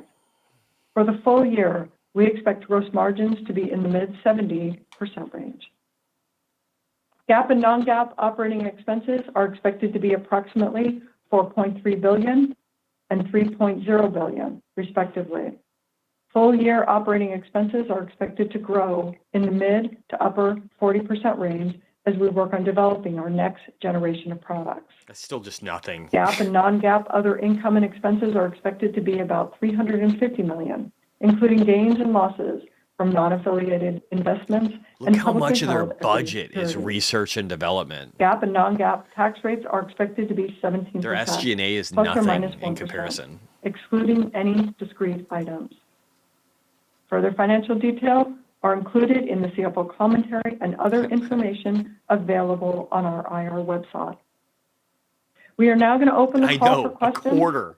Operator, would you quarter. please help us and poll for questions? With a net income of what, like Thank you. 19 And million at this or time, billion? I would like to remind everyone, in order to ask a question, press star and then Yeah, the number that's 1 fine, on though. your telephone keypad. We will pause for just a moment to compile the Q&A All we roster. need to see And as a reminder, from a we U.S. ask that you economy please limit standpoint yourself to is that one there's question. demand and they can't meet it. That's all we need.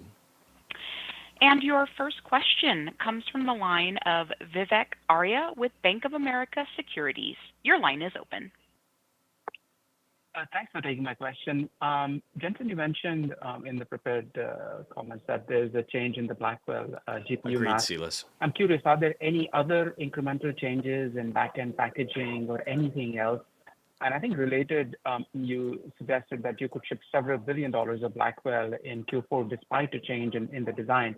Is it because all these issues will be solved by then? Just help us size what is the overall impact of any changes in Blackwell timing, what that means to your kind of revenue profile, and how are customers reacting to it? Yeah, thanks, Vivek. The change to the mask is complete. There were no functional changes necessary. And so we're sampling functional samples of Blackwell, Grace Blackwell, in a variety of system configurations as we speak. There are something like 100 different types of Blackwell-based systems that are built that were shown at Computext. And we're enabling our ecosystem to start sampling those. The functionality of Blackwell is as it is, and we expect to start production in Q4. And your next question comes from the line of Toshiya Hari with Goldman Sachs. Your line is open. Hi, thank you so much for taking the question. Jensen, I had a relatively longer-term question. As you may know, there's a pretty heated debate in the market on your customers and customers' return on investment, and what that means for the sustainability of CapEx going forward. Internally at NVIDIA, like what are you guys watching? What's on your dashboard as you try to gauge customer return and how that impacts CapEx? And then a quick follow-up maybe for Colette. I think your sovereign AI number for the full year went up maybe a couple billion. What's driving the improved outlook, and how should we think about fiscal 26? This doesn't Thank look you. bad at all, guys. Thanks, Toshiya. First of all, when I said ship production in This is Q4, I mean bullish. shipping out. I don't mean starting to ship, but I don't mean starting production, but shipping out. On the longer term question, let's take a step back. And you've heard me say that we're going through two simultaneous platform transitions at the same time. This is so The first fucking one is bullish. transitioning from accelerated computing. This is such a bullish to, chart. From general purpose computing to accelerated computing. And the reason for that is because CPU scaling Look at that. has been known to be slowing for How some time. bullish that is. And it is slow to a crawl. And yet the amount of computing demand continues to grow quite significantly. You could maybe even estimate it to be doubling every single year. So bullish. And so if we don't have a new approach, computing inflation would be driving up the cost for every company, and it would be driving up the energy consumption of data centers around the world. In fact, you're seeing that.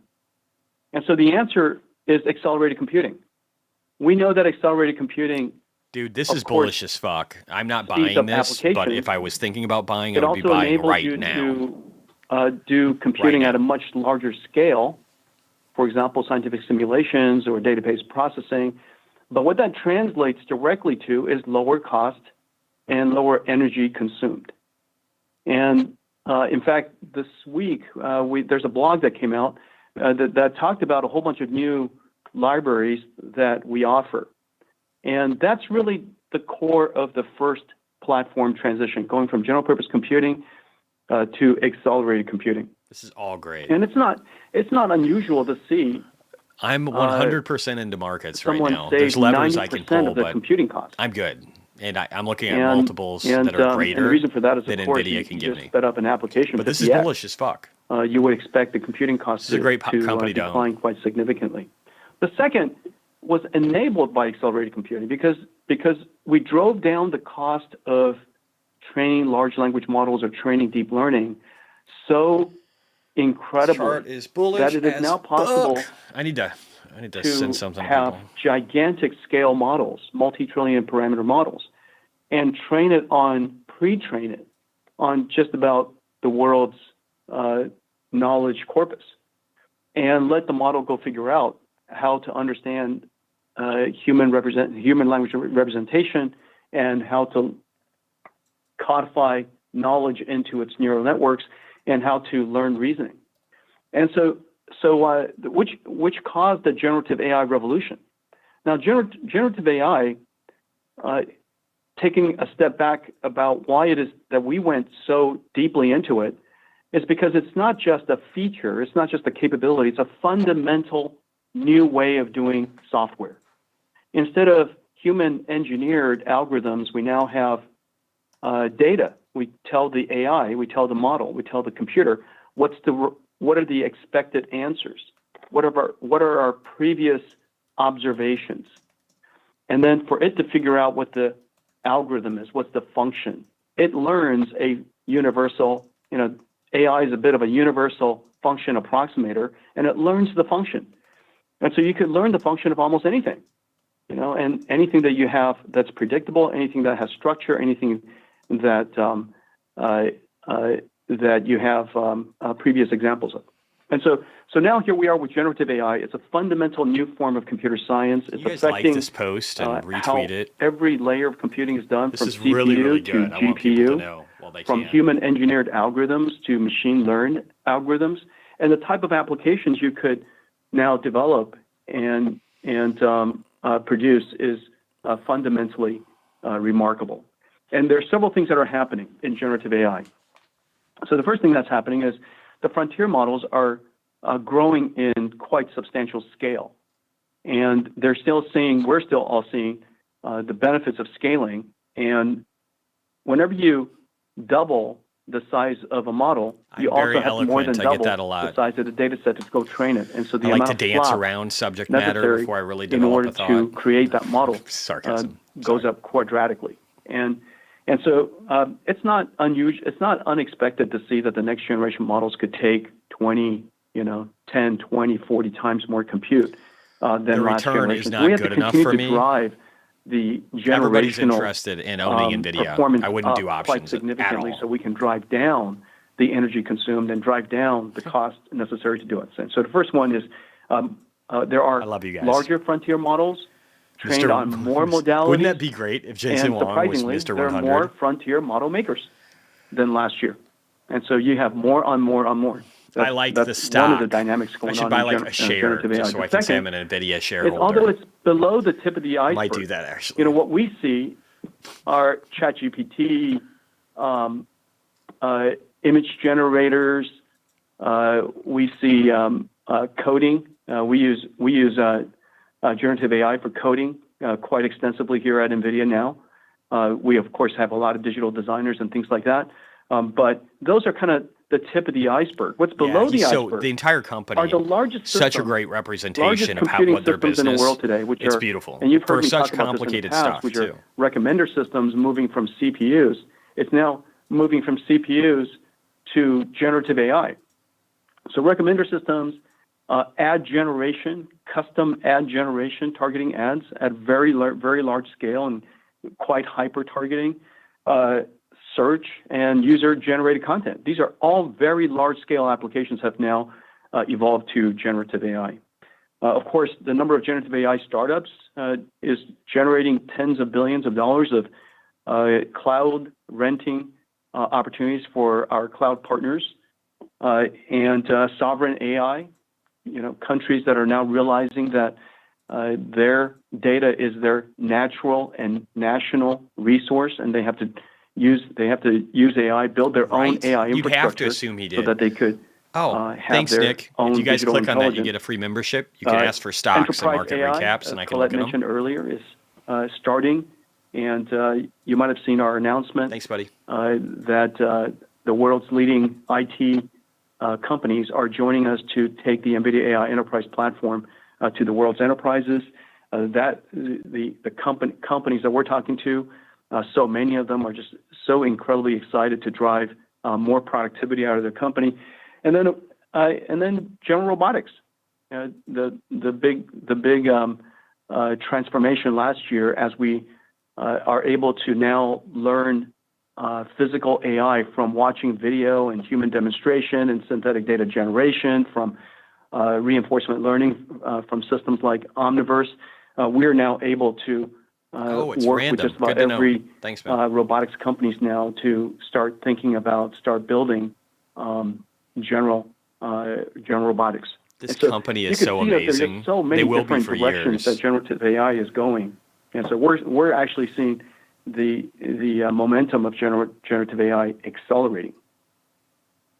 Accelerating momentum. To answer your question, did you just hear that? Regarding did you just hear that? Sovereign AI and our goals in terms of growth, in terms of revenue. It certainly is a unique and growing opportunity, something that surfaced with generative AI and the desires of countries around the world to have their own generative AI that would be able to incorporate their own language, incorporate their own culture, incorporate their own Imagine if they accelerate earnings in these other categories based off of their strength in data, and then just really putting a lot of R&D into advancing in these other sectors. We are seeing some growth opportunity in front of us. Revenues could be huge. And your next question comes from the line of Joe Moore with Morgan Stanley. Your line is open. Great, thank you. Jensen, in the press release, you talked about Blackwell anticipating. I wouldn't touch options. Yeah, premium, fucking insane. I wouldn't. Like no. Is also really strong. You don't touch options for something like this unless the company's just been crushed. So, how long do you or it's done stupid well, and you know it's going to fall, and you won't. And can you talk about maybe the transition to Blackwell? There's just too much interest. Intermixing clusters. Do you think most of the Blackwell activities, new clusters? Just some sense of what that transition looks like. Yeah, thanks, Joe. The demand for Hopper is really strong, and it's true. The demand for Blackwell is incredible. Options at like maybe 90, right? There's a couple of reasons for that. The first reason is if you just look at the world's cloud service providers and the amount of GPU capacity they have available, it's basically none. And the reason for that is because they're either being deployed internally for accelerating their own workloads, data processing, for example. Data processing, we hardly ever talk about it because it's mundane. It's not very cool because it doesn't generate a picture or, generate words. That's good to know. Thanks, Silas. But almost every single company in the world processes data in the background. And NVIDIA's GPUs are the only accelerators on the planet that process and accelerate data. SQL data. NVIDIA is just the only company on the earth that can help you accelerate the processing of your data. New one, Polars. These are the most popular data processing platforms in the world. And aside from CPUs, which, as I've mentioned before, really running out of steam, NVIDIA's accelerated computing is really the only way to get boosting performance out of that. And so that's number one. The number one use case long before generative AI came along is that the migration of applications one after another to accelerated computing. The second is, of course, I wouldn't leverage here, Ralph, for sure. They're renting you're doing it right. capacity to model makers, they're renting it to startup companies. And a generative AI company spends the vast majority of their invested capital into infrastructure so that they could use an AI to help them create products. And so these companies need it now. They just simply can't afford, you just raise money, they want you to put it to use now. My God. You have processing that you have to do. You can't do it next year. You got to do it today. And so there's a fair. That's one reason. The second reason for Hopper demand right now is because of the race to the next plateau. This is very bullish. This chart is fucking stupid. The first person to the next plateau gets to be, This is insane. Gets to introduce a revolutionary level of AI. This is a dream chart from a bullish perspective. The second person who gets there is incrementally, it just doesn't. Better or about the same. No. And so the ability to systematically and consistently race to the next plateau and be the first one there It's how you establish leadership. This is beautiful. NVIDIA is constantly doing that, and we show that to the world in the GPUs we make and the AI factories that we make, the networking systems that we make, the SoCs we create. I mean, we want to set the pace. We want to be consistently the world's best, and that's the reason why we drive ourselves so hard. I love it. Of course, we also want to see our dreams come true, and all of the capabilities that we imagine in the future and the benefits that we can bring to society. We want to see all that come true, and so these model makers are the same. They're of course they want to be the world's best. They want to be the world's first, and although Blackwell will start shipping out in all correct billions itself. of dollars Tomorrow at the end of will this be year, up. Maybe tonight will be up. It will the balance. Standing up of the capacity. Don't worry about is short-term still, price action. It's probably, fucking noise. Weeks and a month or so away. And so between now and then is a lot of generative AI market dynamic. And so everybody is just really in a hurry. It's either operational reasons that they need it. They need accelerated computing. Appreciate it, dude. They don't want to build any more general purpose computing infrastructure. And even Hopper, of course, H200 is state of the art. Hopper, if you have a choice between building CPU infrastructure right now for business or Hopper infrastructure for business right now, that decision is relatively clear. And so I think people are just clamoring to transition the $1 trillion of established installed infrastructure to a modern infrastructure, and Hopper is state of the art. Jesus, man. No wonder people get. I never listen to these earnings. Line of Matt Ramsey. This is so great. I see why people are so bullish on NVIDIA. Thank you very much. Good afternoon, everybody. Jensen, I wanted to kind of circle back to an earlier question about the debate that investors are having. Only $1 trillion. About, the ROI on all of this CapEx, and hopefully this question and the distinction will make some sense. But what I'm having discussions about is with like the percentage of folks I'll talk about that that later, are Cam. Spending all of this money. Maybe not today, but I will. To sort of push the frontier towards AGI convergence, and as you just said, a new plateau in capability, and they're going to spend regardless to get to that level of capability because it opens up so many doors for the industry and for their company, versus customers that are really, really focused today on I listen to CapEx Palantir versus ROI. I don't know if the Carpenator's a pretty good guy. I'm just trying to get a sense of how you're seeing. I made $600K off of Palantir last year. In the ground on this new technology and what their priorities are and their time frames. I called it to perfection. Thanks, Matt. The people who are investing in NVIDIA infrastructure are getting returns on it right away. It's really good. It's the best ROI. Yeah, it's just $1 trillion. Infrastructure, computing infrastructure. Just investment wait until the you can numbers Elon ends up putting up years from now. So one way to think through it, NVIDIA probably and the Tesla. The easiest way to think through it is just go back to first principles. You have $1 trillion worth of general purpose computing infrastructure, and the question is, do you want to build more of that or not? Make a bunch of money. Make sure that the company that you're invested in focuses on first principles. That you Tesla, stand up, NVIDIA, you probably rent it for less than $1 billion. Palantir, and others. And so, because it's commoditized, there's already $1 trillion on the ground. What's the point of getting more? And so the people who are clamoring to get this infrastructure, one, when they build out Hopper-based infrastructure and soon Blackwell-based infrastructure, they start saving money. That's tremendous return on investment. And the reason why they start saving money is because data processing saves money. Data processing is probably just a giant part of it already. And so recommender systems save money, so on and so forth, okay? And so you start saving money. The second thing is everything you stand up are going to get rented because so many companies are being founded to create generative AI. And so your capacity gets rented right away. And the return on investment of that is not going to lie, he's actually making me a little more bullish on these AI Bitcoin miner plays. I might actually really have to get out of NVIDIA and maybe buy one of them. Benefit from a next generation ad system or a next generation recommender system or a next generation search system. So for your own services, for your own stores, for your own user generated content, social media platforms, for your own services, generative AI is also a fast ROI. And so there's a lot of ways you could think through it. Yep, it's always but probability. At the core, it's because it is the best computing infrastructure you could put in the ground today. The world of general purpose computing is shifting to accelerated computing.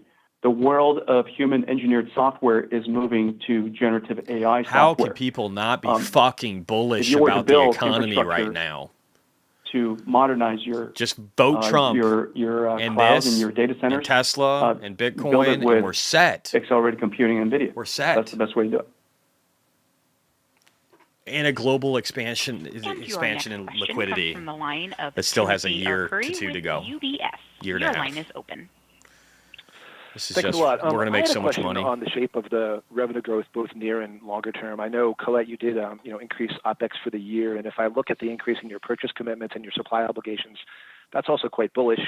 On the like Howard Hughes. other hand, there's some school of thought that not that many customers really seem ready for liquid cooling, and I do recognize that some of these racks can be air cooled, but Jensen, is that something to consider sort of on the shape of how Blackwell is going to ramp? And then I guess when you look beyond next year, which is obviously going to be a great year, and you look into 26, do you worry about any other gating factors like, say, the power supply chain or at some point models start to get smaller? I'm just wondering if you can speak to that. Thanks. I'm going to work backwards. I really appreciate the question, Tim. So remember, the world they probably is moving are from general dropping the purpose bucket, computing to but the accelerated question is, computing. will they be profitable for a long time, Ralph? And the world builds about $1 trillion worth of data centers. $1 trillion worth of data centers in a few years will be all accelerated computing. Yeah, exactly, Silas, exactly. No GPUs are in data centers, just CPUs. In the future, every single data center will have GPUs. And the reason for that is very clear. Every data center. Because we need to accelerate workloads so that we can continue to be sustainable, continue to drive down the cost of computing, so that when we do more computing, we don't experience computing inflation. Second, we need GPUs for a new computing model called generative AI that we can all acknowledge is going to be quite transformative to the future of computing. And so I think working backwards, the way to think about that is the next $1 trillion of the world's infrastructure will clearly be different than the last trillion. And it'll be vastly accelerated. And it's going to be us. That's what he's saying. To the shape of our RAM, I love this guy. We offer multiple configurations of Blackwell. Blackwell comes in either a Guys, Blackwell please hit the Classic, like if you could. Uses please. the HGX form factor that we pioneered with Volta, and I think it was Volta. And so we've been shipping the HGX form factor for some time. It is air cooled. The Grace Blackwell is liquid cooled. However, the number of data centers that want to go liquid cooled is quite significant. And the reason for that is because we can, in a liquid cooled data center, in any data center, power limited data center, whatever size data center you choose, you could install and deploy anywhere from 3 to 5 times the AI throughput compared to the past. And so liquid cooling is cheaper. Liquid cooling, our TCO is better, and liquid cooling allows you to have the benefit of this capability we call NVLink, which allows us to expand it to 72 Grace Blackwell packages, which has essentially 144 GPUs. And so imagine 144 GPUs connected in NVLink, and that we're increasingly showing you the benefits of that. And the next click is obviously very low latency, very high throughput, large language model inference. And the large NVLink domain is going to be a game changer for that. And so I think people are very comfortable deploying both. And so almost every CSP we're working with are deploying some of both. And so everybody's going to be buying I'm pretty NVIDIA. confident that we'll ramp it up just fine. Your second And when you have question of the efficiency third gains is and that processing of looking forward, information, next year it's you're going to be a great quicker year. and more insightful. We expect you're going to to potentially save grow money. our data center business It's just quite significantly next the year. entire economy can benefit Blackwell from is this. going to be a complete game changer for the industry. Why haven't I been paying attention to Blackwell is NVIDIA? going to carry into the following year. And as I mentioned earlier, Probably just 'cause I working missed the backwards boat. from first That's probably it. principles, remember that computing is going through two platform transitions at the same time, and that's just really, really important to keep your head on. Yeah, John, mind you're right. focused on, It's which is, crazy. general purpose computing is shifting to accelerated computing. Use it to heat homes and drive human turbines. engineered No software shit. is going to transition to Yeah, you generative totally, AI in or cold artificial areas, you could intelligence totally learning reuse the heat. software. Okay. P is still And insanely your low. next I question comes agree. From the I line agree. Of Stacy Raskin with Bernstein Research. This is such a great stock. I'm sorry. Hi, guys. Thanks for I don't taking care my about what questions. happens to I have it two tonight. quick questions for Colette. The first, several Yes. $billion dollars of Blackwell revenue. Especially when you look at Is Bitcoin, that you look at additive? You said you AI, you expected look Hopper at demand to strengthen in the autonomy, second half. Does that mean robotics, Hopper strengthens shit. Q3 to Q4 as well on top of genomics. Blackwell, There's going to be so much in adding front of several us here billion soon. dollars? And the second question on gross margin. Oh, if I have read the price of tomorrow. mid-70s for the year. Read it. I mean, where I want to draw that, if I have 75 for the year, I'd be something like 71 to 72 for Q4, somewhere in that range. Is that the kind of exit rate for gross margins that you're expecting? And how should we think about the drivers of gross margin evolution into next year as Blackwell ramps? And I mean, hopefully, I guess the yields and the inventory reserves and everything come up. Yes, so Stacy, let's first take your question that you had about Hopper That's and cool, Blackwell. man. That's cool to see So this. we believe our Hopper will continue to grow into the second half. It's We totally, have many NVIDIA's getting new bought. products for Hopper. It's getting our bought by existing tomorrow, products for Hopper sure. Maybe that we overnight. believe will start continuing to ramp in the next quarters, including our Q3 and those new products moving to Q4. So let's say Hopper therefore versus H1 is a growth opportunity for that. Additionally, we have the Blackwell on top of that, and the Blackwell starting of ramping in Q4. So hope that helps you on those two pieces. Your second piece is in terms of on our gross margin. We provided gross margin for our Q3. We provided our gross margin on a non-GAAP at about 75.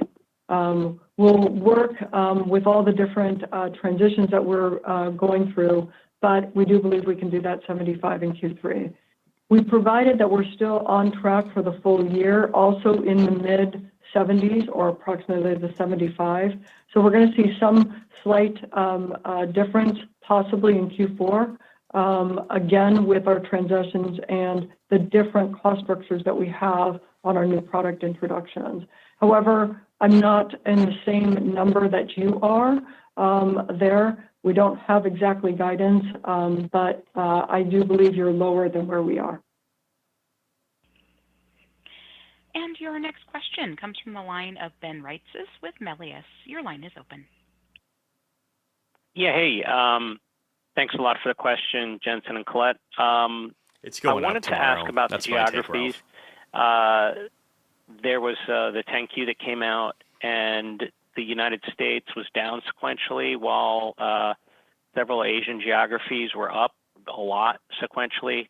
Just wondering what the dynamics are there. You know, and obviously China did very well. You mentioned it in your remarks. What are the puts and takes? And then I just wanted to clarify from Stacy's question if that means the sequential overall revenue growth rates for the company accelerate in the fourth quarter, given all those favorable revenue dynamics. Great questions. Thanks. Really great questions. Let me talk about a bit in terms of our disclosure in terms of the 10Q. A required disclosure in a choice of geographies. Very challenging sometimes to create It's that in the bottom of the screen. right It's disclosure 117. as we Right have around to it. come up with Here. one key piece. Let me do this. Pieces in terms of who we sell to and or specifically who we invoice to. And so what you're seeing in terms of there is who we invoice. That's not Maybe that's more necessarily readable. where the product will eventually be and where it may even travel to the end customer. These are just moving to our OEMs, our ODMs, and our system integrators for the most part across our product portfolio. So what you're seeing there is sometimes just a shift in terms of who they are using to complete their full configuration before those things are going into the data center, going into notebooks and those pieces of it. And that shift happens from time to time. But yes, our China number there, our invoicing to China, keep in mind that is incorporating both gaming, also data center, also automotive in those numbers that we have. Going back I think to your people are statement just regarding taking gross profits margin, after doing really, really well. Also what we're seeing in Plus terms options of are unwinding. what we're looking at for The price Hopper tomorrow and is going to be Blackwell higher. in terms of revenue. Hopper will continue to grow in the Also, second this half. is over a $3 Will trillion continue to grow company. from what we are currently seeing. Yeah, totally outgrows. Determining There's a the lot of exact rotation. mix in each Q3 and Q4, we don't have here. We are not here to guide Whoa, Rob, yet in thanks, terms of dude. Q4. You guys are awesome. But we do Thank you see so right much. now the demand I expectations. really appreciate it. The Everybody that visibility supports that this, will be a this growth group, man. opportunity in Q4. I think we got a good On one top here, of and I that, we will appreciate have you our guys. Blackwell architecture. Thanks, Rob. And your next question comes from the line of C.J. Muse with Cantor Fitzgerald. Your line is open. Yeah, good afternoon. Thank you for taking the question. You've embarked on a remarkable annual product cadence with For anybody who just got a membership, in the daily market recap, you can ask about stocks, and I'll pull them up and look at the financials and the TA, and give you my opinion if you want. Thinking around potentially greater vertical integration, supply chain partnerships, and then thinking through consequential impact to your margin profile. Thank you. And you get to talk in chat. Yeah, thanks. Let's see. I think the first answer to your first question is that the reason why our velocity is so high is simultaneously because the complexity of the model is growing. PD, you guys and are we want to insane. continue to drive its Thank you, cost man. down. You guys are crazy. It's growing, so we want to continue Thank you to so increase much. its scale. And we believe that Can it by also believe that continuing to large scale investors are the unloading AI no matter models, what the news? that will reach a Yes. level of extraordinary If they're a usefulness. fund, they And could that just it be would- selling it would, to maintain a percentage. Open up, Yes. realize the next industrial revolution. This is We probably the believe it. playbook for quarters. And so we're going to drive ourselves really hard to continue to go up that scale. We have the ability, fairly uniquely, to integrate, to design an AI factory because we have all the parts. It's not possible to come up with a new AI factory every year unless you have all the parts. And so we have next year, we're going to ship a lot more CPUs than we've ever had in the history of our company. That's crazy. More GPUs, of course, but also NVLink switches, CX DPUs, ConnectX CPU for East and West, Bluefield DPUs for North and South, and data and storage processing, to InfiniBand for supercomputing centers, to Ethernet, which is a brand new product for us. Wow. Which is well on its way to becoming a multi-billion-dollar business to bring AI to Ethernet. And so the fact that we could build, we have access to all of this. We have one architectural stack, as you know. It allows us to introduce new capabilities to the market, as we complete it. Otherwise, what happens is you ship these parts, you go find customers to sell it to, and then somebody's got to build up an AI factory. And the AI factory's got a mountain of software. And so it's not about who integrates it. We love the fact that our supply chain is disintegrated in the sense that we could service, Quanta, Foxconn, HP, Dell, Lenovo, Supermicro. We used to be able to service ZT. They were recently purchased, and so on and so forth. And so the number of ecosystem partners that we have, Gigabyte, ASUS, the number of ecosystem partners that we have, that allows them to take our architecture, which all works, but integrated in a bespoke way into all of the world's cloud service providers, enterprise data centers, the scale and reach necessary from our ODMs and our integrator supply chain is vast and gigantic because the world is huge. And so that part we don't want to do, and we're not good at doing. Smart. And so but we great. know how to design the AI infrastructure, provide it the way that customers would like it, and lets the ecosystem integrate it. Well, yeah. So, anyways, that's the reason why. And your final question comes from the line of Aaron Rakers with Wells Fargo. Your line Question, is open. guys. We're almost done. I'll do a recap. Yes, thanks for taking the question. I wanted to go back into the Blackwell product cycle. One of the questions that we tend to get asked is how you see the rack scale system mix dynamic as you think about leveraging NVLink, you think about GB, NVL72, and how that go-to-market, dynamic looks, as far as the Blackwell product cycle. I guess, put distinctly, how do you see that mix of rack scale systems as we start to think about the Blackwell cycle playing out? Yeah, Aaron, thanks. The Blackwell rack system, it's designed and architected as a rack, but it's sold in disaggregated system components. We don't sell the whole rack. And the reason for that is because everybody's rack's a little different, surprisingly. Some of them are OCP standards, some of them are not, some of them are enterprise. And the power limits for everybody could be a little different. Choice of CDUs, the choice of power bus bars, the configuration and integration into people's data centers, all different. And so the way we designed it, we architected the whole rack. The software is going to work perfectly across the whole rack. And then we provide the system components. Like, for example, the CPU and GPU compute board is then integrated into an MGX. It's a modular system architecture. MGX is completely ingenious.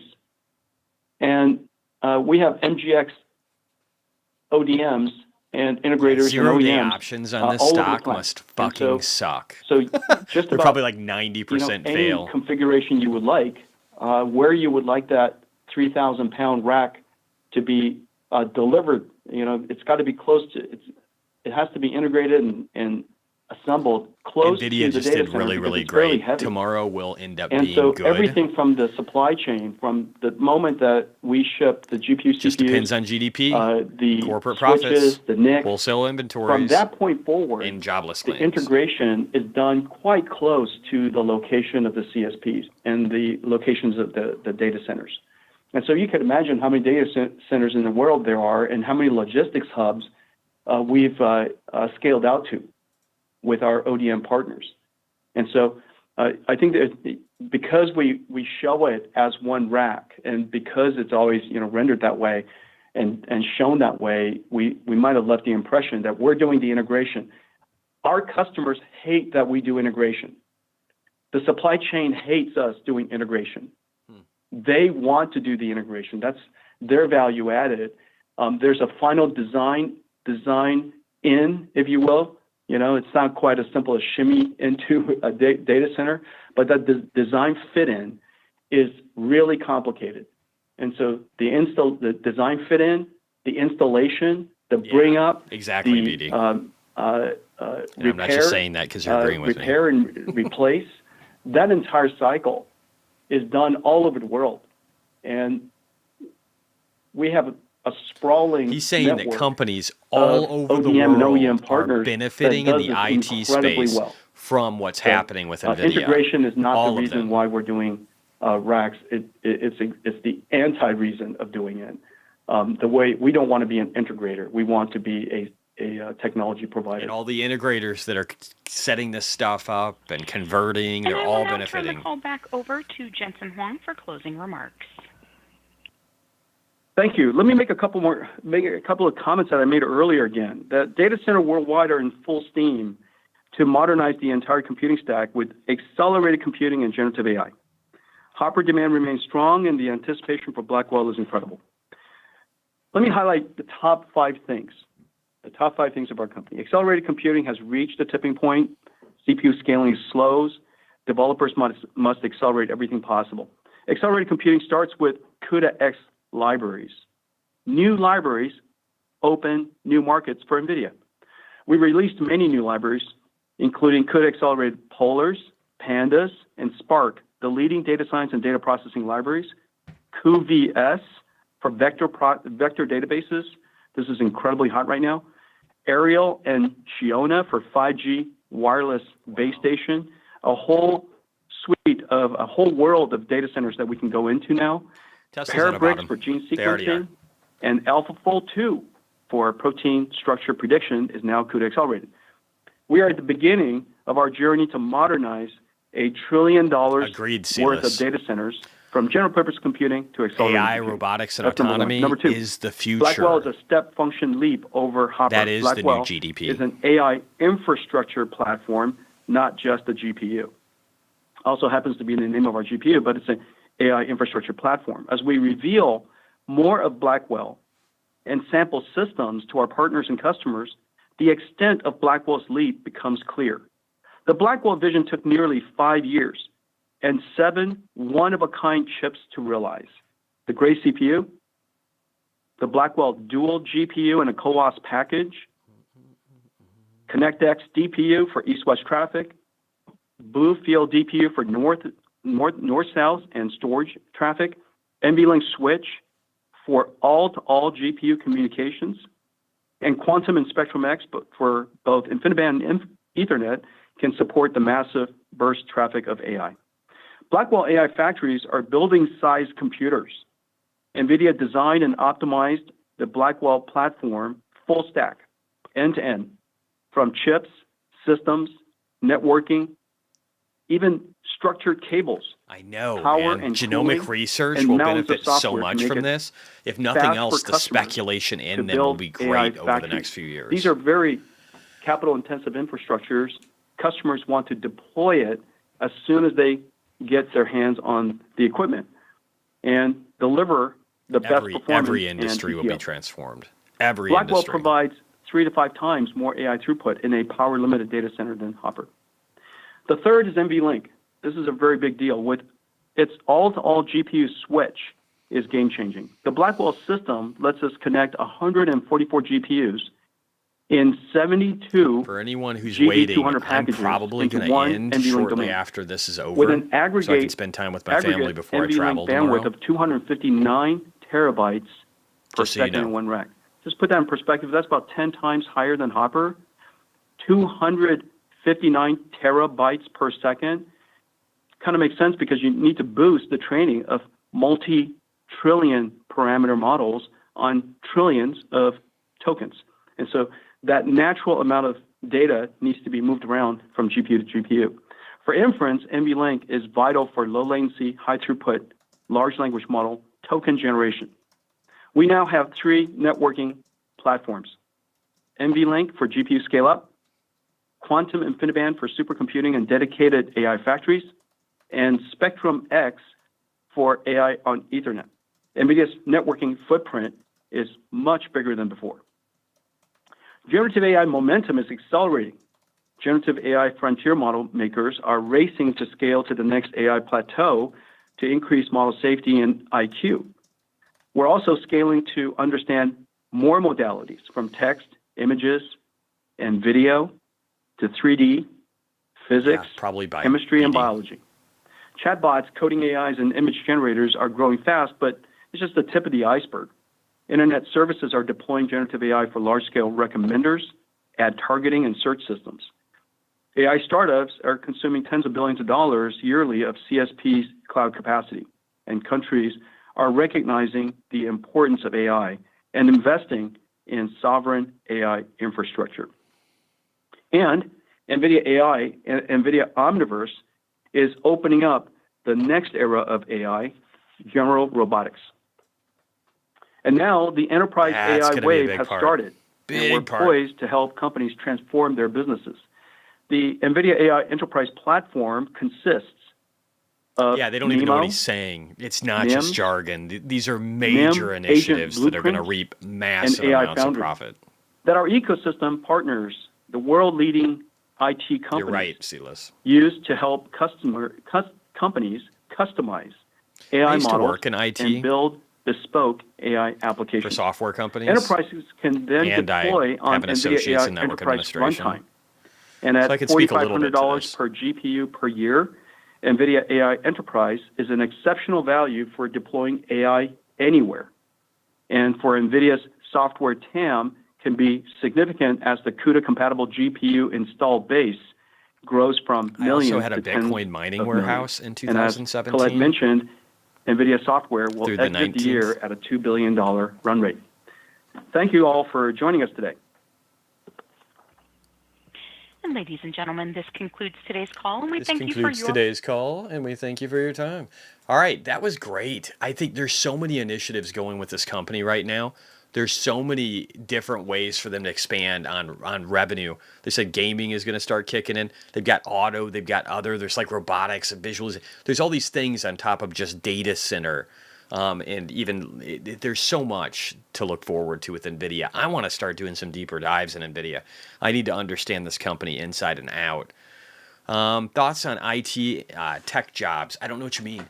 Specifically in regard to NVIDIA, it sounds like there's going to be a decent amount of these guys that are doing upgrades with systems in the years ahead, because they basically said that every company that does data processing is a potential customer, and that is going to be almost every company in a new world where we have LLMs, large language models, and we have chatbot, Chat GPT, Grok type devices to interface with our data. In order to be able to better understand it and figure out where we can find, profits and additional profits, and maybe refine products, everything you can think of that could be where you could benefit from having a better understanding of your data, which is like every company on earth. So this is very exciting to me. I couldn't tell you why it's down 6.6%, but it was down almost 9%. So it was at 114 and change, and now we're up to 117 and change. So I think the bottom has been found. I think this chart looks amazingly bullish, and I'm super stoked to figure out more about NVIDIA. I'm probably not going to do the rest of the market recap, just going over Tesla and news and all this other stuff, and doing chart requests. I'm probably not going to do that today. I'm super hungry and I want to spend time with my family. So, but I love you guys. And here's the thing: at this call, I've just gotten more excited about my investments now. If Trump wins this presidency and we have Elon Musk helping shrink the size of government, we have tax benefits continuing to exist because they expire if Trump doesn't come to office, and they don't push them forward, which is basically like an increase on tax on top of all the other crazy shit. But if these things don't happen and we get Balaji as the FDA, we get Vivek assisting, we get Tulsi Gabbard, we get Robert F. Kennedy helping again with FDA, and just deregulating all these different sectors, having the SEC be stripped a little bit of some of their power, all these amazing things that can happen. And what Vivek and Balaji were talking about with the genomics sector and the drug sector and how that needs to be overhauled and deregulated. Think about what could happen for Arc Genomics. Think about what Tesla's going to be able to do for contracts when the government starts giving them the fucking money to do the things that they want to do because they know Elon's track record. Think what happens with NVIDIA, just all these companies, and the explosion we're going to see in innovation, and the age of abundance could literally be fucking on our doorstep right now. I don't know. I'm super stoked right now. I'm just getting more and more excited about everything that Tesla has to offer, and everything that NVIDIA has to offer, and everything that Palantir, and everything that these great companies, everything that with Bitcoin, and all these people that could be empowered within our government to finally clean this shit up and make it better. I'd say vote for the right people, buy the right things, and you're going to do really well in the future. I'm probably going to cut it here now, guys. I definitely am playing this one. In case you haven't heard it, if you don't like F-bombs, sorry, this isn't the video for you, but buy that fucking dip. Peace. Lil Bubble, let me ride that rocket. Buy that fucking dip. Yeah. Buy that fucking dip. Buy that fucking dip. Dump it on the top and spit. Buy that fucking dip. Yeah. Buy that fucking dip. Yeah. When it drops, better cop, let it fucking rip. People love the pump. Yep. Got them lining up. Wow. See us winning, FOMO in and YOLO by the top. Dream of Lamborghini. Girlfriend in bikini. Front covered Forbes magazine is where you'll see me. Oh, what? How? Price went down. Who will save us now? Felt like a hero. Now the fear is here and it's clear it's steeping to zero. Yeah. Hands weak, bags heavy, and I'm ready to forget about already all the hopes and the dreams. So puke your position like mom spaghetti. I'm hungry and got long cash on the ready to just buy that fucking dip. Yeah. Buy that fucking dip. Oh. Buy that fucking dip. Dump it on the top and spit. Buy that shit. Buy that fucking dip. Yeah. Buy that fucking dip. Yeah. When it drops, better cop, let it fucking rip. When there's people crying, that's when I'll be buying. Yeah. When they tell you their investment conviction is dying. Oh no. But the market's dead. Yeah. That's what TV man said. It's time to sell it, walk away and sit in cash instead. Pump, what? Price go up. Guess that's just your luck. Sold at the bottom of ladder, you gotta learn how to hold on to whatever money you're gonna earn and not get shaken out when they run the stops. Although it tends to pretend through the dips and the bends, you know the trend is your friend all the way to the end. So I buy that fucking dip. Yeah. Buy that fucking dip. Oh. Buy that fucking dip. Dump it on the top and spit. Buy that shit. Buy that fucking dip. Yeah. Buy that fucking dip. Yeah. When it drops, better cop, let it fucking rip. Buy that fucking dip. Yeah. Buy that fucking dip. Oh. Buy that fucking dip. Dump it on the top and spit. Buy that shit. Buy that fucking dip. Yeah. Buy that fucking dip. Yeah. When it drops, better cop, let it fucking rip.